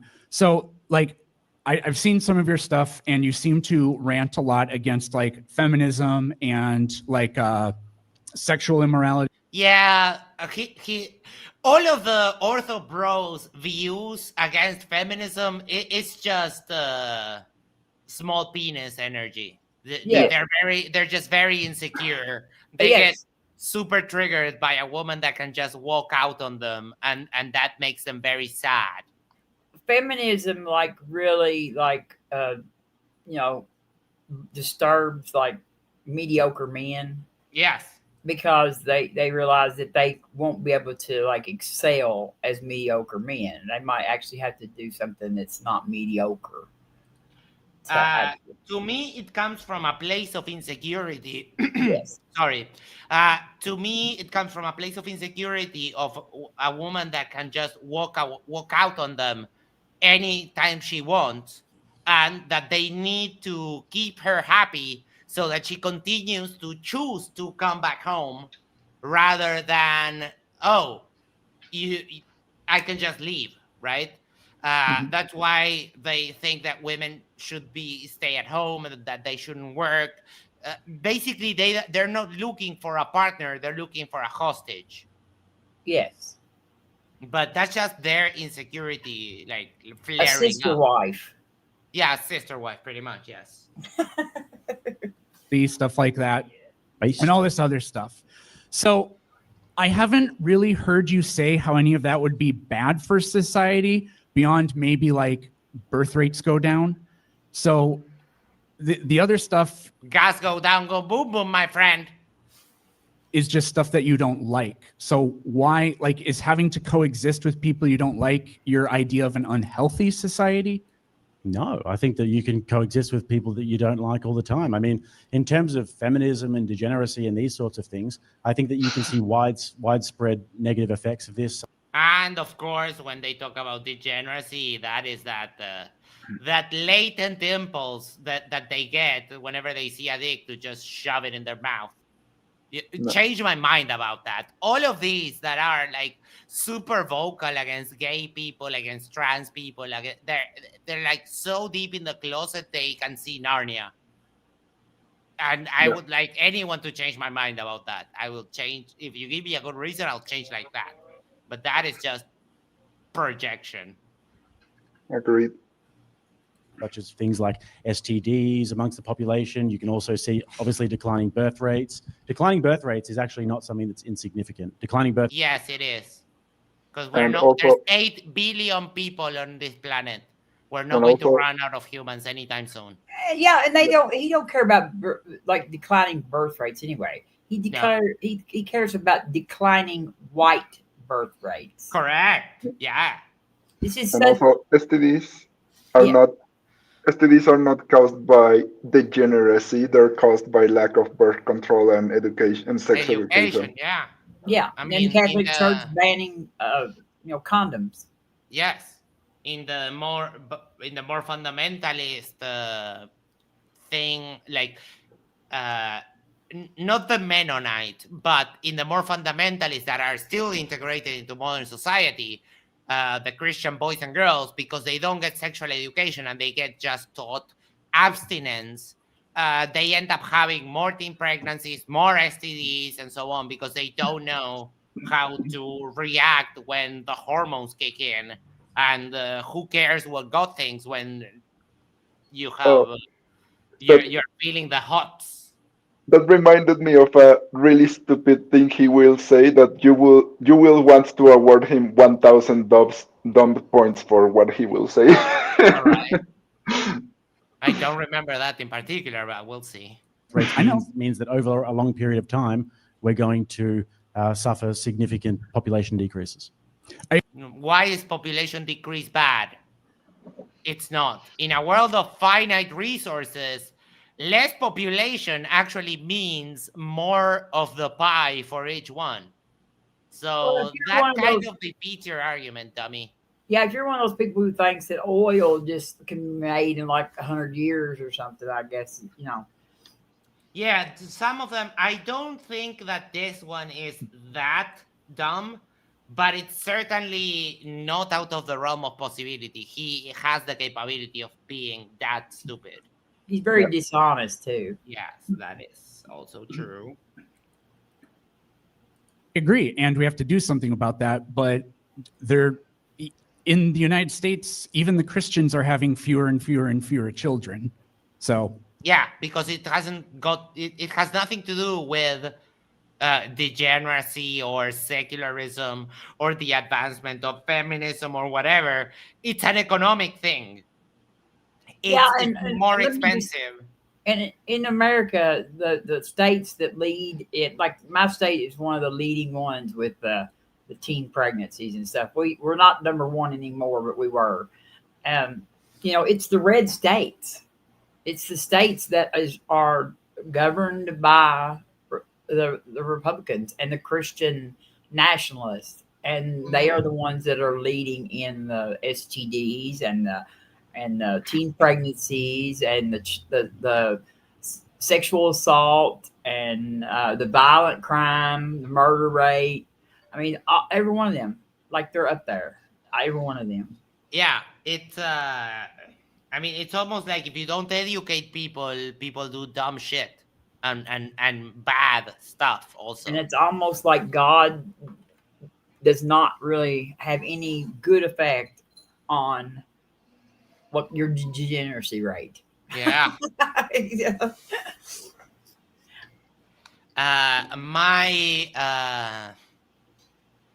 My uncle, when I was a kid, he used to tell me that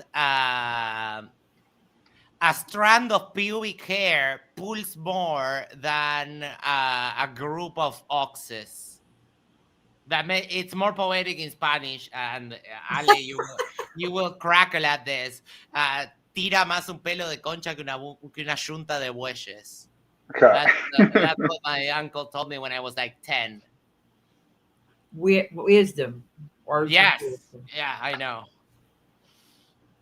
You said in your opening statement that all of the states are below replacement. Yeah, no state in the United States is above the 2.2 threshold. That was a very disingenuous straw man. I noticed that. Because do you know what the replacement rate is amongst Catholics and Orthodox? I said there isn't a state. not a state. You're talking. He wasn't dividing it, so it's not a straw man. By the way, I looked this up very quickly. I rather asked ChatGPT, and there doesn't seem to be a statistic on that. Like, yeah, of course. Oh, he's lying. Whoa, who would have thunk it? yeah. Wait, Icy Spin. What are you doing? Are you invoking the Batman? Man, waka waka waka waka. You're breaking it down. I know to what you individuals said, in the but you're states. implying there that Christians aren't having kids anyway. That's a straw No, man. I'm implying that there are states in the United States that are more or less Christian, but overall, I want to ask you a question. Do you think that we are a Christian nation? I'm not going to like. I rode a kangaroo to school every day, and I'm filthy, shut up. unwashed Australian. I'm not going to talk to you about American history. So listen. Good. Do you know I just mean like. Yeah, that was a weird question. Like when you said we, like he's not an American, Peter. So you momentarily forgot. None of those dumbasses in that are cheering him on know anything about American history either. Presently, is that what you think? It's irrelevant to the debate. It's irrelevant to the debate. It's not. Listen, Okay. what do you actually know what the birth rates are amongst Catholics and Orthodox? I've looked at the last time I looked at some Pew Research, and they hover between 1.8 and 2.2. 2.2 for Catholics. Yeah. In America. Yeah. And so they're at it, but that's why I wanted to ask, do you think we are a Christian? So even though we have a lot of Christians in this country, it still is not coinciding with positive birth rates.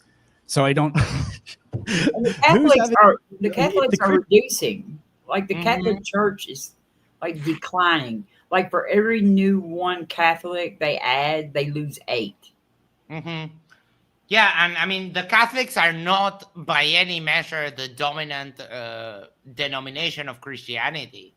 Not even close. Well, I mean, like both Protestants and Catholics in the United States are losing like members. The Catholics are like 1 to 8. And I think the Protestants were like 1 to 5, maybe, or 4, something like that.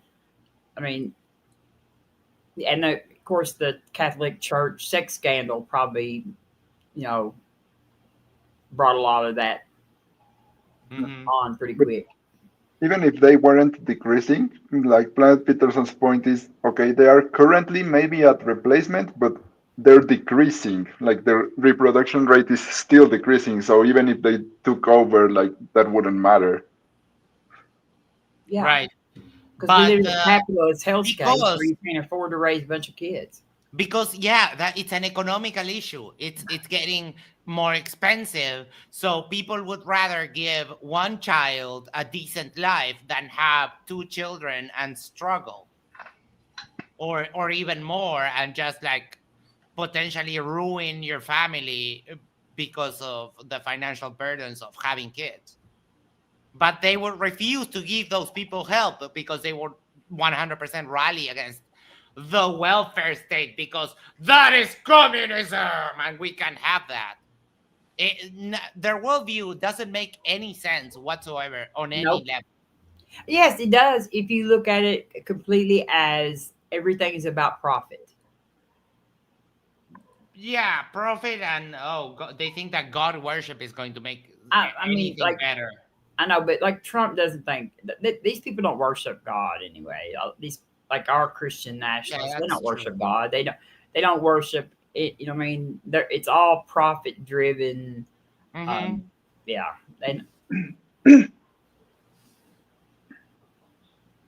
Christians are above replacement rate. The traditional Christian churches are above replacement rate, but and the secularists are all way below. Then who's holding up the ship here? We're largely Christian. So like so is your view then eventually all the secularists are going to die, the population of the country will go down because of that, but then once all the people like me are dead, then the Catholics and whatever will have more babies and then the population will go back up? Because I don't think that's ideally, true. that's not the case. Because your birth rates are also. I'm going to bump up the speed a little bit because we're going to be here all day. If not, I want to get it. I want to finish it because this is my brain hurts and this sad. Yeah, this Finding- guy they're this is presently totally dishonest. Yeah. at replacement, but they've been declining. So there's no reason to not think that in 20 years or whatever, when we do these studies again, that Christians won't also be below replacement. You might be right about that. But here's what I would say. I'd say the most positive thing that you can do is to promote family policies and to promote widespread propaganda about why people should have. Have you ever seen those Instagram reels where the woman's holding one, like a little baby cow in one arm and a baby in the other, and she's on a farmstead and all this sort of stuff? No. You never seen that? No. Well, you should watch it. It's good content. But this is an example of the kind of propaganda. Because what do you see right now? You see Boss Babe. Oh, I'm in Dubai. Blah. But if you had more propaganda aimed towards family policies, then Oh, and the reason you don't like that is because that boss babe, when she sees you coming and you tell her that you think that women belong at home and they shouldn't be working, she goes away, right? And that's your problem, right, Jake? Well, and his definition of families, like okay, you know what I mean, like they're defining family as man, woman, children. You know what I mean? That's not what. That's not what everybody's definition of family is. True. And they want to define family. I mean, they are so contradictory that they would rather have a kid remain in the remaining like in stewardship of the state than give it to a loving gay couple. That oh no, we can't let gay people adopt children. Also, he said widespread propaganda. Like the fact that he uses that word tells me that he kind of implicitly or subconsciously knows that what he's saying is bullshit. Because otherwise, you wouldn't call it propaganda. You would call it awareness, like spreading widespread either awareness or I don't know something else. Because propaganda is just like implying that it's just not true or exaggerated. So. Mm-hmm. Well, like fascists tend to they tend to embrace propaganda. Yes. Yeah. Authoritarians love propaganda. I think this would be a positive thing. And the whole crux of my argument here is not that we're going to just start, turn the lights down low, making love, and doing it right now. You and me, no, definitely not.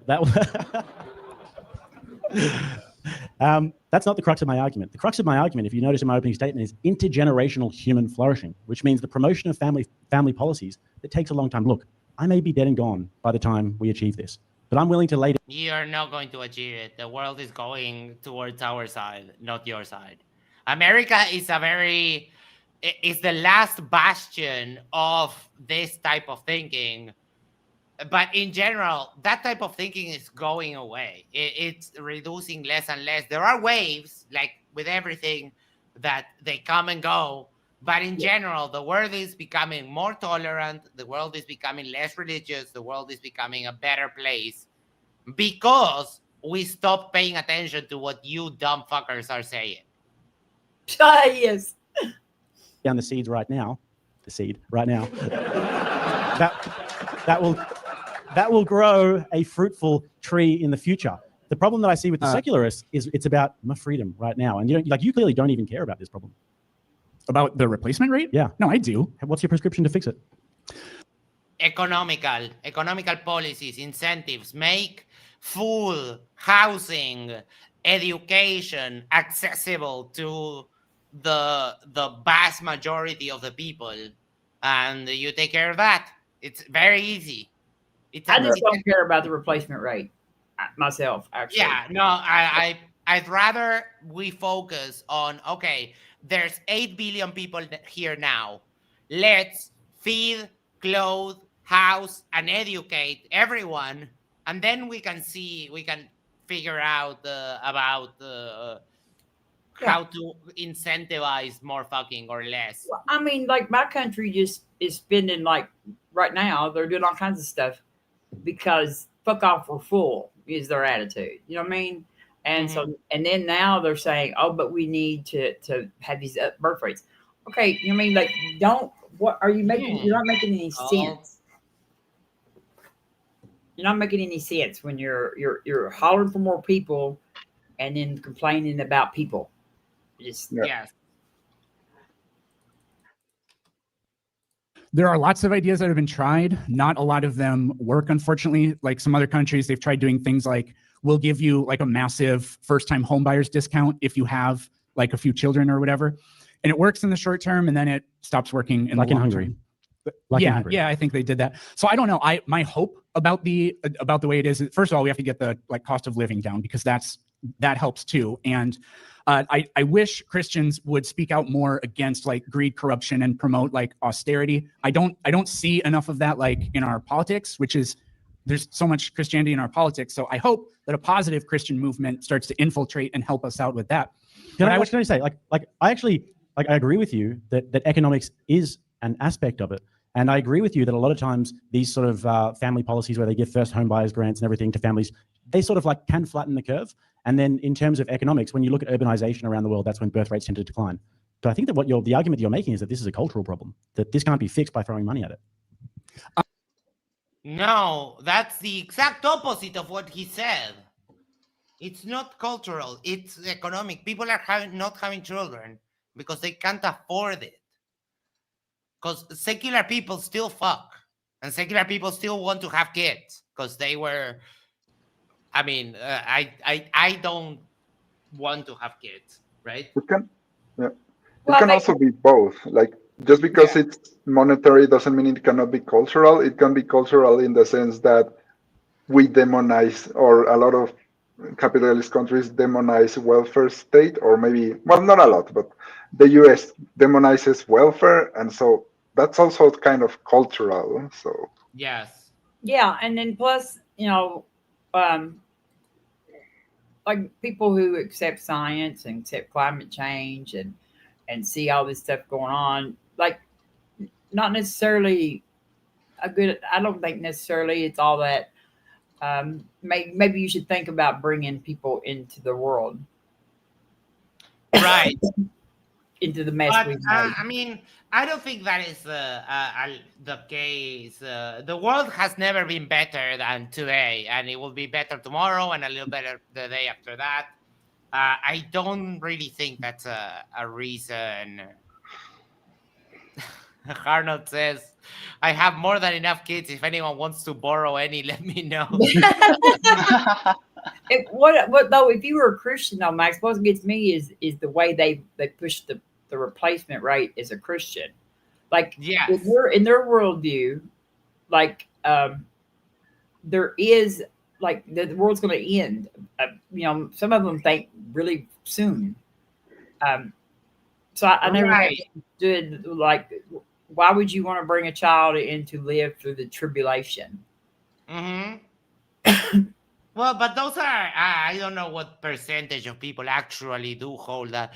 Even though, I mean, well, I know that TikTok is not a measure of anything, but there were a lot of people that were calling for the rapture in October, was it? When people were saying that the rapture was coming and so on. Yes. I don't know I don't know how to deal with that. Those people, maybe we shouldn't pay attention to those, but they're part of society. So inevitably you need to contend with the freaking crazy lunatics. I think maybe a little bit more than our share more than you do down there. Maybe. Yes, no, down here I had never encountered a fundamentalist in real life until I started doing this stuff. It was a cultural shock to me. I knew they existed. I knew about the Mennonites. I knew about the Mormons and so on. But I never came across like a regular, normal American that's also a crazy, wacko fundamentalist. I knew there were some people, like I had heard of Kent Hovind through some debate and so on, and some characters like that. But I thought it's like, oh, yeah, okay, these are just internet personalities who are over the top exaggerating their character. But I never thought that I would run into just like regular Joes who are actually like that. That was just wild to me. But I guess they are real. All right, let's keep it going because I want to get this over with. Ale, I hate you. No, I'm kidding. we had to review this at some point, so I'm glad it's almost fucking over. Everyone, hold tight. We're almost done. So I'll try to make this. We're not going to do the questions, of course. Point quick. What I kind of hope, and it is really just sort of hope for an issue like that, is we'll just get to a point in our society where the just sort of collective conscious of the society, which will penetrate everybody regardless of what you believe in. Yes. Hey, you started us down this road. So we're going to penetrate everybody, first of all, and then And I'm the authoritarian. and that I'm just hoping the look on your face is priceless. And then I just hope that swings things. So like I'll give kind of a weird example, but like you know how smoking used to be the most normalized thing in restaurants and airports or whatever. Smoking man bad. If you look at, it's bad for your health. But if you look at a graph of lung cancer rates, it like in World War II, it was lower than any other type of cancer for like the death rate, and then it shot up and was stronger than all of the other cancers almost combined, but it's plummeted by like 50% since then. Because just as a society, we just said, look, we now know that this isn't good, it's not healthy, and there were educational campaigns for that. So a country can do that whether or not nobody in it's Christian or everybody in it is Christian. That's my hope. So you're saying that you're hoping that the collective consciousness eventually turns around and everybody gets penetrated by collective consciousness. I hope we appeal to that secular. It's because we've seen those things happen. We've seen that you can influence those kind of things, like, for example, with the banning of smoking indoors in public places. That led to a reduction in the consumption of cigarettes. And some other places do it with very high taxes on cigarettes. So that it's very expensive. When I quit smoking cigarettes, I was kind of a big reason was like, oh, I could be saving a lot of money by not smoking. Yeah, I mean, over here, here in Australia, I mean, 20 years ago, everyone used to smoke.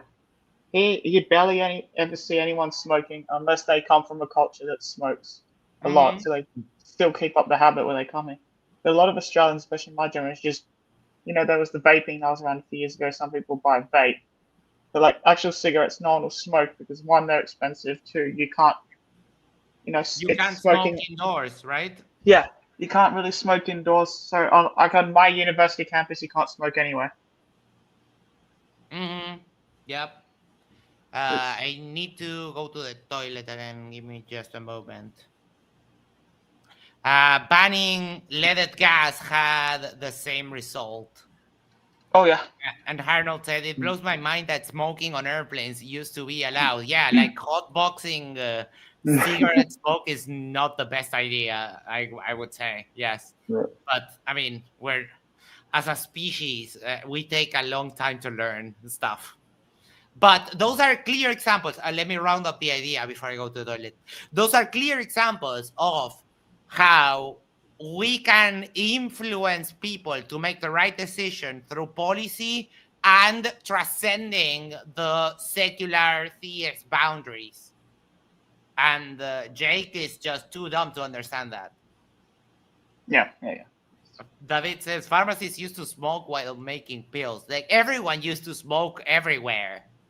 It was wild. I remember I was like 14, 15 when I used to go dancing and I didn't smoke yet. The first couple of times that I went dancing, I didn't smoke yet. And you came home like literally reeking of the smell of cigarettes. Wild, absolutely wild. And then fortunately they banned smoking indoors. So now you can go dancing in peace. The only downside is that now you can actually smell the BO from the people dancing, which it's a give and take. All right, I'll be right back. Keep an eye on the counter for me. Their process of human reasoning. So your prescription is that I hope in the future we have education campaigns. What would those education campaigns look like? For, well, education. What would they be promoting? Well, I don't well, they would be I don't know, making babies, I guess. So women not being in the workplace, for example, would this be like maybe Ding. an abortion? Like, what are we talking? I haven't really Oh, thought that's the about same what point. it will look like. I'm but adding one for that. See, this is my problem with this. This is not a small problem. And I believe that the Christian authoritarian humanists have a serious plan for this moving forward. Oh, that's enough. No, and we can. What's the plan? Well, we are going to do a mass propaganda campaign to get women out of the workforce and back into the kitchen, baby. I'm putting 50 for that. I'm putting 50. Disincentivizing higher I'm putting education 50 for, unless it's something that they really need, more into support roles. And we're going to encourage motherhood as not something that's frowned upon or you're just a mom. Motherhood is going to be something that is venerated. That's what we're going to do. Yeah. Okay. And this, you may turn your nose up. Oh fuck! I chose the worst time to go. Yeah. Hey, Max, you gotta replay it. Guys, we gotta replay it. Max has got to see this himself. No, I heard it. Oh, you heard it? Oh, yeah. I 50 on the counter for that. It was 50 on the counter for that. And another one for saying secular authoritarian Christian I authoritarian mute myself whenever I go to the toilet because I turn on the actual speaker so I can hear from the toilet. Yeah. Ale, I think you were right. That nets him 1,000 dings. Oh no! That wasn't the one for 1,000. God, can you imagine if I had went to this debate? If I had been sitting in here in this room. Yeah, you would have lost your mind. Oh my God. That was pretty dumb, but that wasn't the one I was referring to. Wait, is that one? He's going to say something worse than this? Yes, he's going to. Shit. Here we go. He's going to mention more, but that was so fucking Jay. It wasn't the fact that he said it; it was the fact that the crowd cheered. That's why. That's why he got 1,000. They cheered for make me a sandwich, bitch. That's what they cheered for. It would be pretty cool though if I had went and we could be watching me get handcuffed and taken out or something. Yeah, Robin shouting him like, "Boo! Small dick energy!" Yes.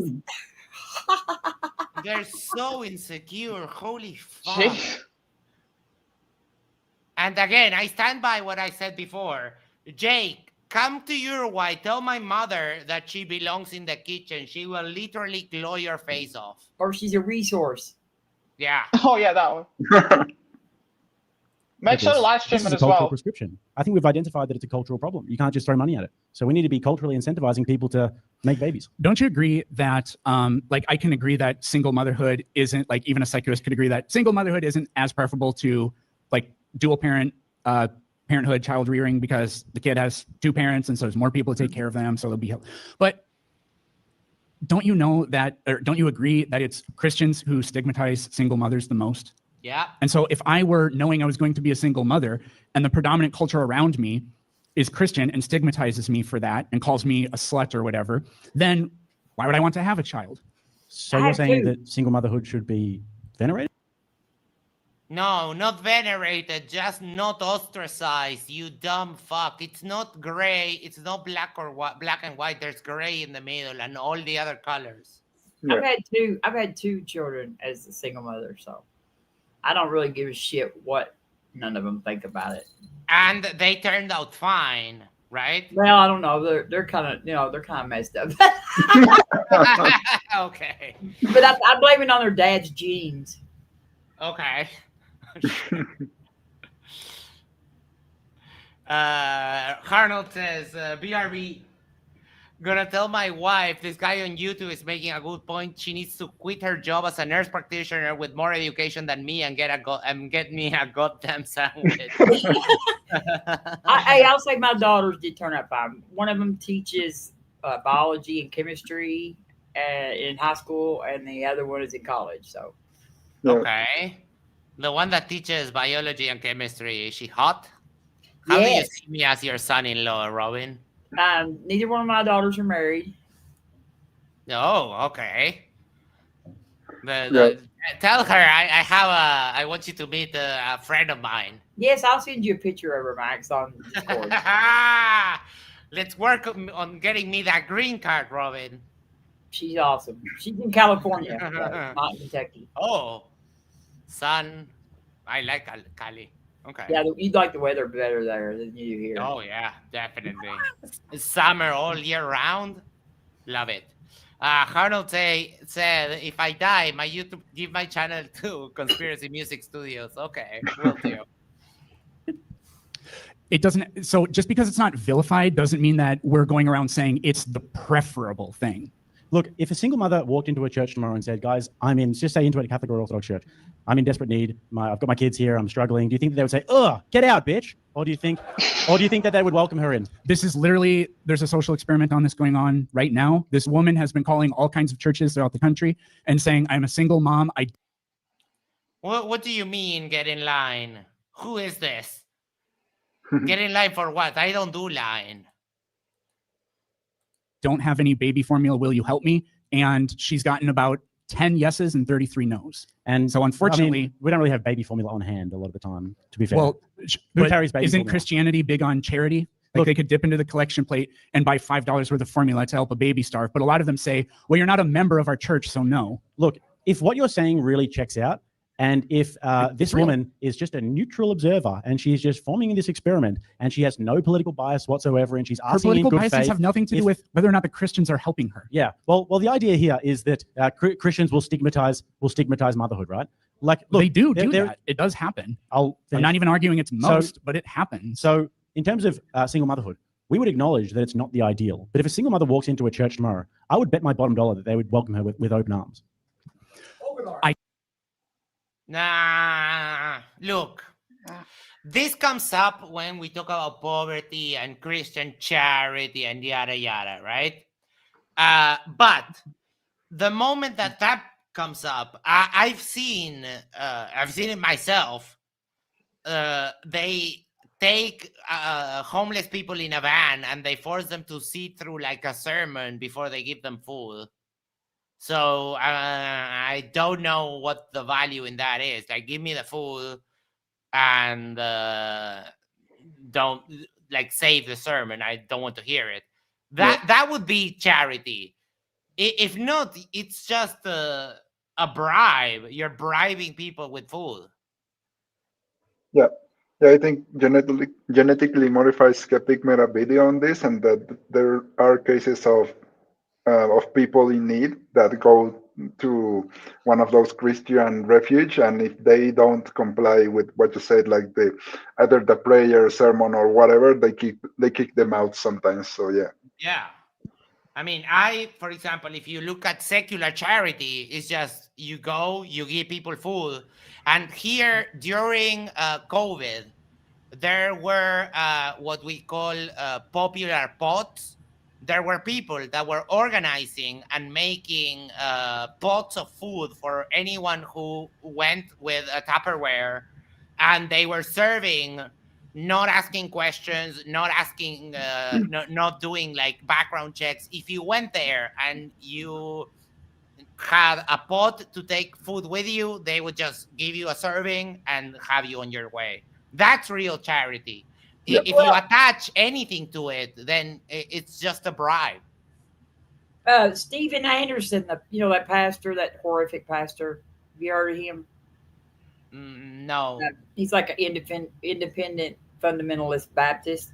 When he watched the baby formula thing, he said, I would be so mad if my church was giving my hard-earned money to some single mother whore. Oh. To feed her his hard-earned money. To feed her bastard child with. Oh, don't you? Christian love at its peak. Yeah. So again, this social experiment, whatever, it's very anecdotal. I will admit that. And I would hope that they would too. I don't have like national numbers or something over this, but that's fine. Like, I don't have a problem. In a secular humanist world, you would have religious freedom. Churches would be able to do whatever it is that they do, the charity work and all that kind of stuff. I did want to say, but the problem is that the secular world promotes single motherhood. So it doesn't promote it. No, we don't promote it, dumbass.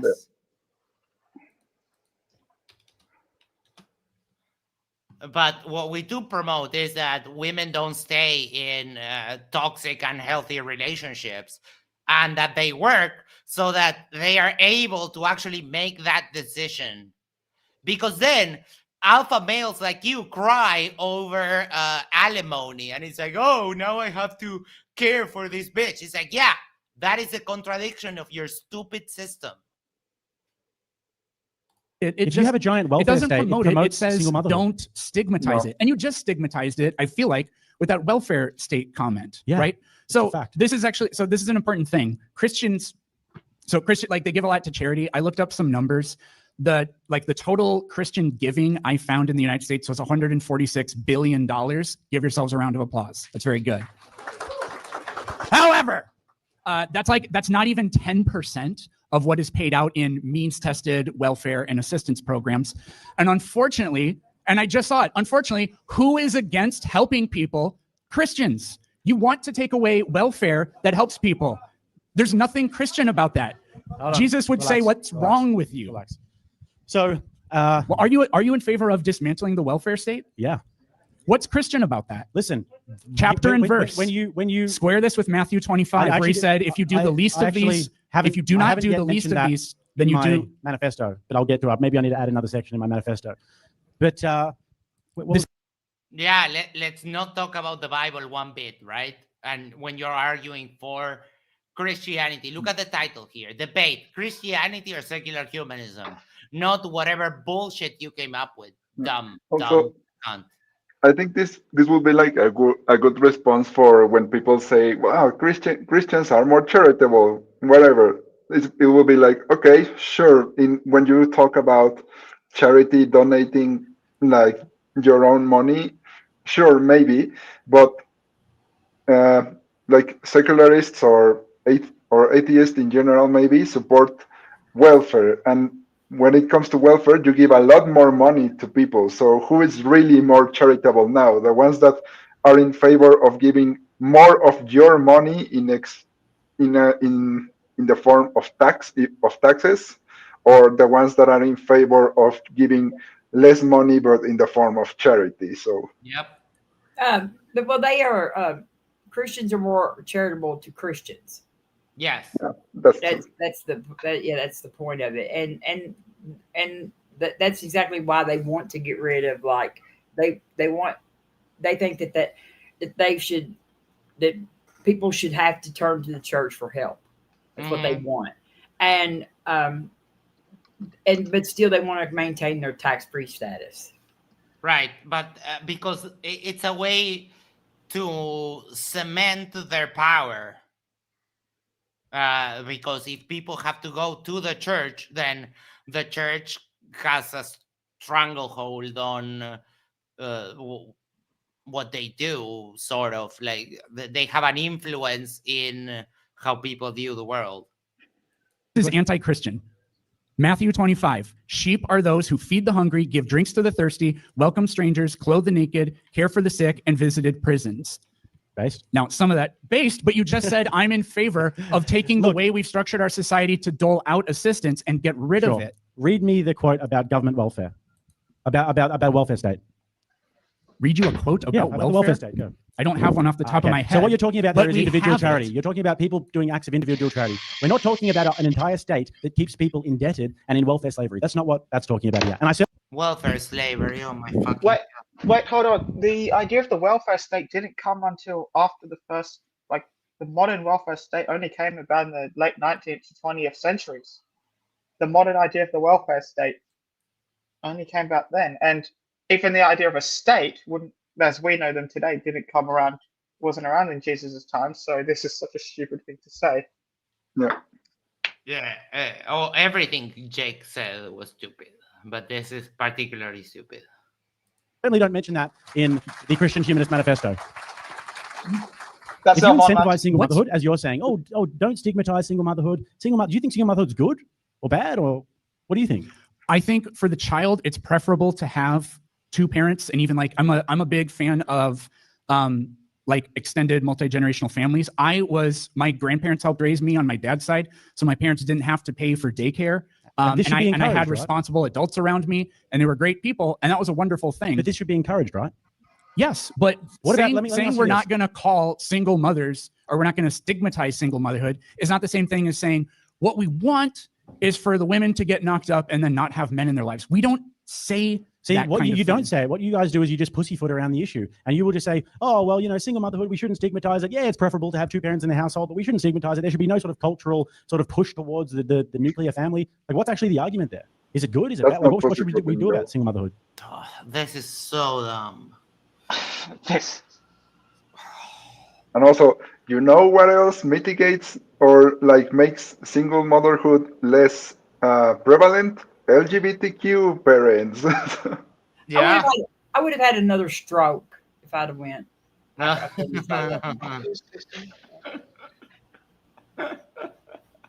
Just give them a bunch of state resources? I think in the interim, that's a good idea. I mean, I'm in favor of... What's after the interim? I don't know off the top of my head. Yeah, exactly. Well, You don't. like the idea that things couldn't change in the future, and then perhaps we're not relying on some sort of system like that or whatever. I mean, all the jobs are going away in 2 years because of AI anyways. So I don't know what's That's speculative. That's speculative. It's literally like already happening. Amazon's announced 140,000 layoffs over the next couple of years. Like we're in for some pretty uncomfortable things. Yeah, look, and here's again, the problem, and I think that you've demonstrated this time and time again throughout this debate.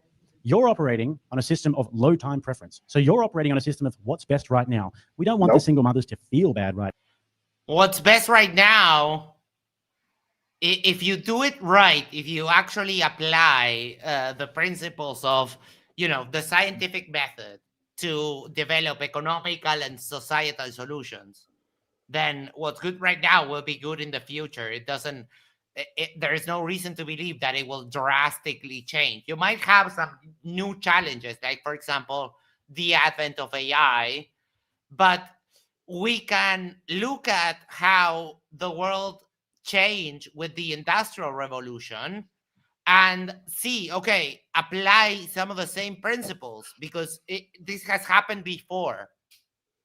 Every time new breakthrough technologies happen, we get this phasing out of old jobs that are no longer needed, but we create a whole bunch of other things. So it kind of self-corrects. Now we need to do the same thing with AI. I think, like, for example, here there was a little bit of a pushback for supermarkets with those self-checkout registers, right? I hate them. I love them. But the way, because I see that as that machine is now liberating someone from doing a low-paying, extremely dull and non-productive job. And now we have one more human free to do other stuff. So what do we do? What should we do? Invest in education. So now we have more scientists. We have more people who can do the things that AI cannot do, right? Mm-hmm. So but it all fix, like it usually, all of these problems get fixed with education and adaptation. But we can take a look at the examples of the past and get an idea on how to do the problems, like how to deal with those problems. now. We would rather them feel good and just hand the money in the interim, you say. And everything that you've pretty much said throughout the course of this debate is about like personal feelings in the here and now. But it's not about personal feelings. Oh my God. Yeah. It's about feeding people who don't have the means to feed themselves. And there will always be a requirement, because you have people that are retired, you have people that are handicapped. There's a lot of people that will always need help. And we should help them. The fact that there are homeless people in the richest country on earth, to me, is appalling. How can you call yourself the best country in the world when you have people that live in 10-bedroom mansions, and you have also people living in tents on the street that get chased away by the police because you're not supposed to camp there, right? Yeah. It's also about doing what's best according to history and research, not just feelings. Right. I love Talking about America, is but high time we're not the best at much of anything. Yeah, it's getting harder and harder to actually say America number one, to actually go America, hell yeah. I'm talking about intergenerational human flourishing. Obviously, we need the birth rates for that. We can't just say, well, I hope that, in a few years, everybody sort of collectively changes their mind and then the freaking AI comes along and makes little babies. I don't know what even your prescription was. There was no prescription there. You're just operating on a low time preference. It doesn't feel good right now. We're not going to do it. In the United States, the most religious states have the highest rate of poverty, the highest rate of obesity, the highest rate of infant mortality, the highest rate of maternal death, the highest rate of STDs, the highest rate of teen pregnancy, are the least educated, and have the highest murder. That is extremely rates. racist, my friend. Yeah. There we go. So that is extremely racist. racist. Oh my god. Racist. And that's the dumbest thing he ever said in this day. And they're actually in a state is like that falls right in all of that pile right there, like Tennessee. You know what I mean? Like that's the birthplace of the KKK and And Whitsett. Oh, Whitsett's from Tennessee. That makes sense. Yes. Yes. So I mean, oh boy, makes a lot of sense. I'm trying to do the math. I don't know if 1,000 is enough for that. So out of caution, I will just give him 1,000. But holy shit, that was dumb. Two white boys talking about racism. Right? Getting it wrong. Oh boy.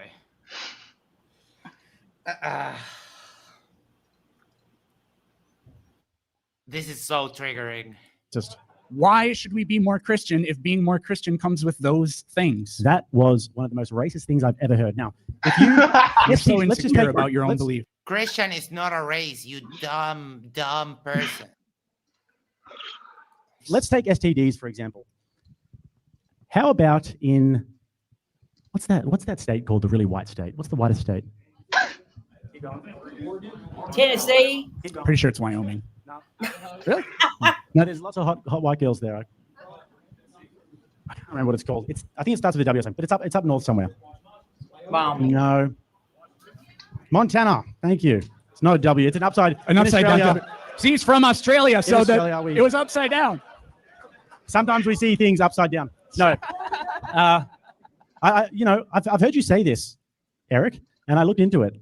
And if you look at the whitest states in the United States, they have the lowest rates of STDs. So I don't understand this racist dog whistle that is coming from you right now. Oh my god! Yeah, literally, like 12 people that live in Montana. 12. Oh my god. Yeah, apparently, STDs are racists. Or Christianity is a race. I don't know. Like, it's so dumb that I don't know what he actually means. The one that said it. You brought it up, my friend. I didn't bring it up.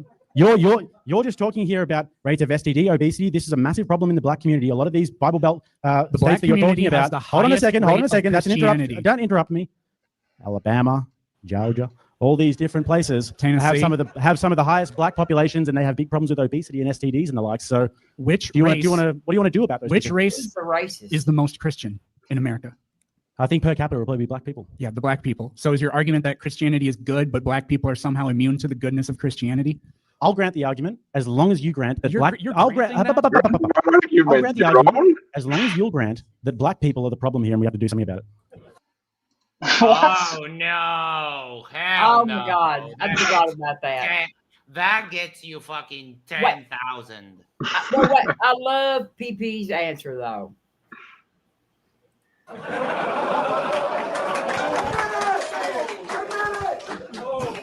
Fuck you. Yeah. Jesus Christ. 5 minutes until we go into. Yeah, the perfect answer to racism is fuck you. Perfect. No notes. Q&A, 5 minutes. Listen, I wasn't expecting a racist dog whistle, but we got one. To my black brothers and sisters out there, brother. Oh my god. God, he's gaslighting. Holy shit, this guy is dumb as fuck.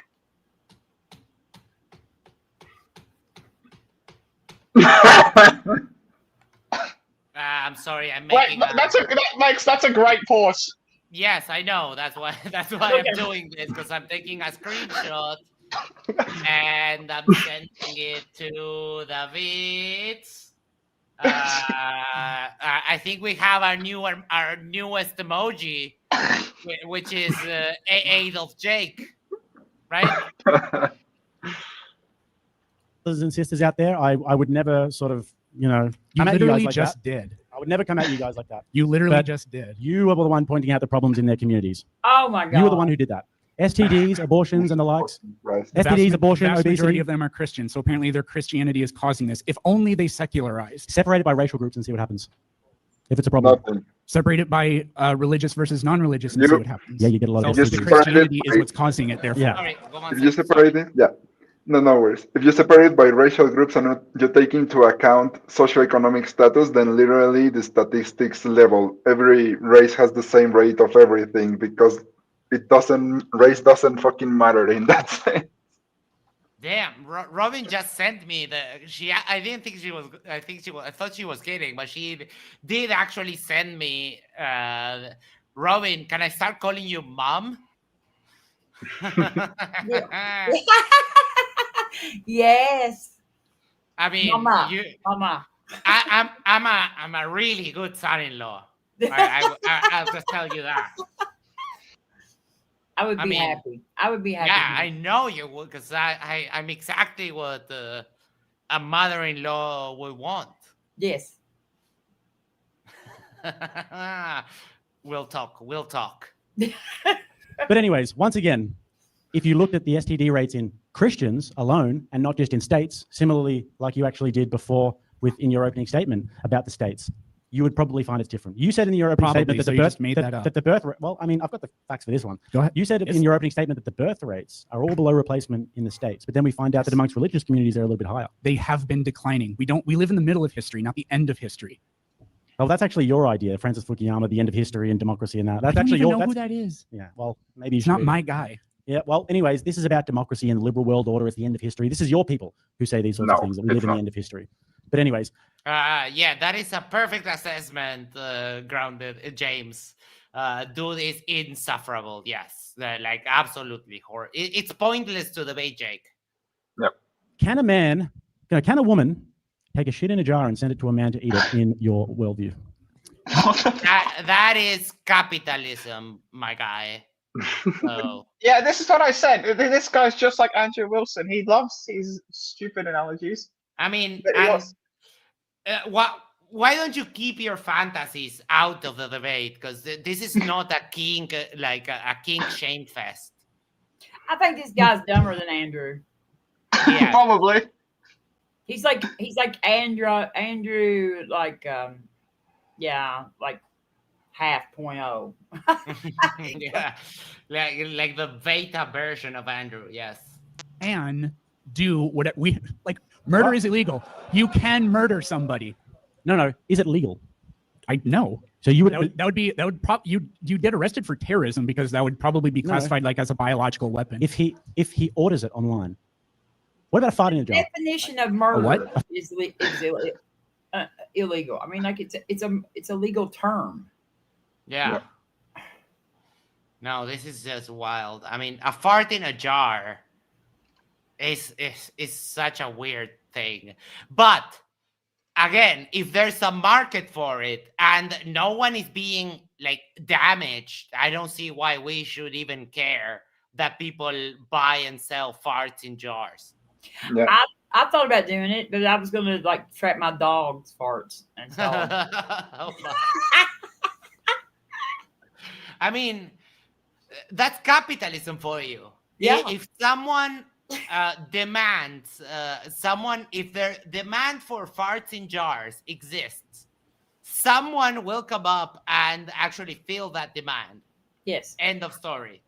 Unless it's a public health hazard, like actually shipping poop, then we shouldn't even care about it. I don't even think shipping poop is necessarily a public health hazard. Maybe if it's not packaged correctly, but yeah, well, it depends on how it's packaged. It could be. Yeah, it could be. It definitely could be. Fart in a jar. Can they? I mean, and the solution would be to legislate and regulate poop shipping. Yeah, And they how would, should it be sent? yeah. So I mean, but they are all for like small government. So there's no winning with these people. Yeah. Fart in a jar, cover it up, send it for profit. I have no idea. I wouldn't support it. What if God told him to do it? Would it be wrong? Well, you'd have to give me a proper hypothetical because that's not within God's nature So to there's fart in this a jar. thing. Yeah, Yeah, run from the hypothetical. you don't know what God's nature is. So God's nature could be anything. I mean, God actually wiped everyone in the world except for 8 people and a bunch of animals. So His nature God is doesn't fart. non-existence, actually. I yeah, think. that's It told him to do it. See, when you debated Craig on this, you Neither do women, by refused the to way. run away from it because you pretend to have an objective ethic, but your ethic is just if God says so, then it's fine. So if God told you to kill a baby, would it be wrong? It's an impossible hypothetical. no, It's it's not. not. He It's told not. people in the Bible to kill babies. Yep. He killed babies. Has God killed babies before? Yeah, he did. Innocent No. babies. Okay, so if you're just lying, then are we at Q&A time? I was about to say, with that, we're going to pull. Yeah. Ah, all right. Oof. Oh, we got through it finally. Oh my god, that was something. Oh my God. That was painful. At least he didn't make any, other than the racist, the just outright racist. At least he didn't come off with any of like some of that vulgar stuff that Andrew does about. Yeah, but like he literally broke the counter. That's the first time we've ever broken like 1,000, 2,000, and 10,000 because he did all of the things. He was racist. He was dumb. He said a bunch of stupid shit. Sexist. Boy, oh boy. I mean, not even Matthew Hakim could get these numbers. Don't challenge him. I mean, Matthew Hakim is gonna go like, yeah, hold my beer. Yeah. Oh boy, I'm tired. Like my brain is sad. I'm physically tired from all of the dumb. So we're going to do final thoughts, and we'll be on our way for tonight. Let's start with you, who are the responsible of me having to subject myself to this again. Well, half. But Ale, final thoughts. Yeah, so I think Brian Peterson handled it relatively well. I liked his opening and I liked how he made those like preventative facts about Christianity regarding like how Christianity has always secularized themselves, so they don't really get to claim that the modern world is because of them. And yeah, I mean, I'm struggling to decide who was dumber, either Rimjob or this guy. But it's definitely a close competition, and it's about like he's one of the most dishonest debaters I've ever heard as well. So yep. Yeah, that's about it for me. All right. Thank you so much, Ale. Robin. Yeah, I think that I can't believe that James flew over somebody from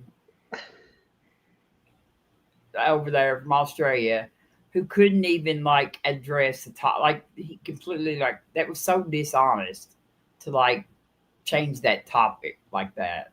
That was just such a. Oh. I mean, they just... with the way you're. I'm sorry. Once. Go ahead. Sorry. Hold on, my browser is going crazy. There. It's a good thing that with the way your health is right now that you actually didn't go to this because oh boy, I would have had another stroke. Like yes. y'all would have got to watch. It would have been more fun. I would watch this today because we could have like watched all the stupid shit that I was doing. And it didn't look like there were a lot of women in there either. So I probably would have had like a whole bunch of them dudes really pissed at me. All right, Specs, final thoughts. Wow, that was something. Jake didn't even defend the topic of Christianity. Said he won't use the Bible. Came up with his own bullshit to bring to the debate. So that should be disqualifying immediately. So Peterson absolutely won this debate. Jake said 12,255 dumb things in the span of, I think it was, 90 minutes. So in the span of a football game. And I think that might be an all-time record. Wow, that was something incredible. Yeah, no one has ever even come close to this. But Calder is wondering, how did the counter get it? I'll give it to you in just one word. Actually 2 words. Blatant racism. That's how it got that high. Yeah. Well, yeah, he was really making an effort to add up dumb points. Seriously. Steel City, welcome, and the final thoughts. Yeah, I just wanted to jump in and say I thought it was pretty disgusting that he said that was the most racist thing he had ever heard, and then followed it up with what he said, which was probably the most racist thing that was said in the whole debate. Yep. Yeah, it was pretty bad. We are lucky enough that on this channel we have people of every color, and we don't like that at all. Racism is such a thing of the past, and it's so dumb and disgusting that there's no room for it in the modern world. But apparently, he is just a little bit racist. Yeah. I remember when Mark Reed had a problem with someone using the slur for the Aboriginal people from Australia. Oh yeah, and that's like super bad. But yeah, oh boy, I feel tired. Like I didn't go on my walk today because we started right after I ended work. But I'm sweating from the dumb. I feel like I worked out without even moving. And with that, everyone here on the panel, thank you so much for joining me. And thanks for having me. And through this, because I couldn't have got through this alone. This is you're late. Pizza. Hey, your rich Australian is here. Yeah. Isa. How you doing, Isa? Well, I'm coming in from the outback, you know? Yes. Hope you're feeling better. You sound a lot better, Isa. Yeah, I'm doing well. It's so funny. I talked to Jake, and it's totally like an act. All those guys, like you talk to Andrew, you talk to Jake, it's an act. They are performing. I think even Daniel, it's all a performance, you know, and they make a good living from this. I think. Yeah. Oh yeah. They make a killing from this.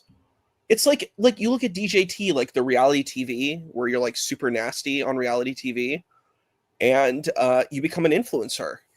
You're like, is this guy gonna get with this girl? You know. And they're all really nasty, and they're cheating, and they're doing all that stuff, and it's all for the camera, you know. I was gonna say define good. He said define good. Yeah, Well, but I don't know. He said some stuff that was pretty up there, even if we consider for a moment that it's an act. I think that I mean that's what if you watch any reality TV, it's all the same stuff. They say the most like wild, crazy stuff, like watching like Keeping Up with the Kardashians. You're like, whoa, what crazy thing did they say? Jersey Shore, you know? Yeah, I was talking to, Jesse from down the road. You know what I'm saying? Yeah, she and I, we went out and had a little good, canoodle over here, like that's, you see that type of thing. And they're like, no, that's my girl. What are you talking about? And it's like, it's really, it's really, a lot of it's like scripted stuff to get a reaction. and they're good at it. They're amazing at what they do. They're I'm amazing. like Max though. I think that debate is something we're supposed to use to like present ideals, and the better one win out. Yeah, that's not modern day debate. It's not Jerry Springer. Well, it is. Modern day debate is Jerry Springer, though. I'm sorry, that is what it is. Like a little bit. That's why I'm not platformed there. That's why I haven't been on there for a year, because I'm the kind of debater that you're talking about. Yes. Robin, you're not going to be platformed if you're not Jerry Springer. You got to be a Jerry Springer person. You got to be like making, like, take Junior for example as the great representative of Islam, where he calls his wife during the middle of the debate. Who does that in a debate? No one does that. That was so epic. Well, that was like an epic fail. Well, it's epic Jerry Springer, because I think that's what modern day debate is about. Like, it's very Jerry Springer. It's like, how do I get the most reaction? How do I get the most views? And I get that marketing campaign that James is doing. It sells. You make a lot of money from it. Yeah. And you can't hate the player. You have to hate the game. That's the game that particular that is the platform of modern day debate. It is to get views. It is to get reactions. Look at the Daniel Hakikachu versus Andrew Wilson debate. That was what kind of debate was that? That was Jerry Springer. That was horrible. Yeah, I'm not looking forward to actually reviewing that debate anytime soon. I'm going to hate every second of that debate. We'll do it eventually, but I already know I'll hate it. I hated while I was watching. It was like, why am I doing this to myself? Yeah, 2 apes throwing shit at each other. Oh my, that was so bad. Let me answer this. Hold on, wait, no, not that one. But okay, so to come here, all you need to do is whenever it's posted, link pinned to the top of the side chat, you just click the link and you'll be here in no time. And for the Discord, it's that. But yeah, that's about it. Oh boy. When the link is posted there, everyone is welcome. As long as you're not an asshole, we can disagree, that's fine. It's all good. If you're an asshole, you'll get the asshole treatment, and it won't go well for you or for anyone that tries to be an asshole here. Yes, can I add one quick final thought again? Yeah, no problem. So I get why they want it to be like a circus and to like be entertaining and everything. And I definitely wouldn't want the debates to be like a boring, like scored, super strict like setup. But I would like them to take a step towards that direction away from the chaos. A little bit like a debate with some spice, but also more substance than spice. Yes. I get that. I totally get that. Like, that's what I try to do. It's like, okay, you want to throw down? I'll just shut you down really quickly, and then we can go back to the actual debate. Anything else, Isa? Was we were on our way out. So funny, I just saw the link that it popped up on my feed. I was like, oh, I didn't even know we were streaming. I thought that you might still be sick, and I had spoken with Ale. I forgot to check in. That's my bad. I don't think Isa's sick. You're not sick, are you? No, he's sick. I know. Or he was. Yeah, he's Satriyakal. Yes, I am very sick. Yes, you're just missing the turban. Yeah, I'm missing my turban today. But I have the look, though. I have the physical features of a sick person. But what I would say is, I did see this debate, and it's exactly what I feel is the formula for modern day debate. The modern day debate formula is to arouse reactions, and it does. I think it's a perfect explosive mix of elements. You know what I mean? Yeah. You know, what is it? What is those what are those two elements that they come together and like they combust? Like lithium and Sodium and what? Sodium, metal, and water. yeah, sodium, methyl, and water. Yes, that's an example. So you put both the chemicals of Jake and Peterson together, and yeah, you have Jake is very good at what he does. Team Crucible knows. People like to like insult Team Crucible, but they know what they're doing and they're good at it. That's why they get all the followers. Like this, we are in the world of influencing, right? So if you know your brand, like for example, look at how many viewers we have today. We have 22. Put on a flat Earth thing, we have 1,000. No, I'm joking. We have 100. We have 100 viewers. We spike up 5 times much because that's our platform. We're the flat Earth, moon landing. That's our stuff. We're very big into talking about that, and people will come and love that, right? So people have their niches. So the Crucible's niche is like, hey, look how crappy the world is, and particularly in Western spaces, and we need to get right and be smart, and conservatism's cool. That's really their slogan. Conservatism is cool. You think all this leftist stuff is nice? Nah, not really. Yeah, it seems like it's popular now, but we've got the rhetoric and we know how to shut down all these lefty libtards, right? And they get a lot of people. I went every modern day debate I went, I think besides the fourth one, this one and the one before it, they have the Crucible folks coming in, and a lot of them are young people.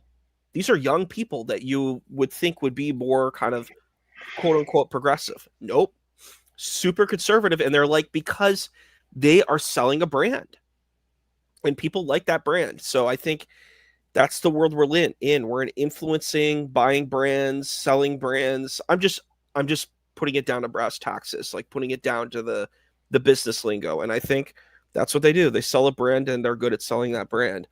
And in this particular debate, I think Peterson's a different kind of brand.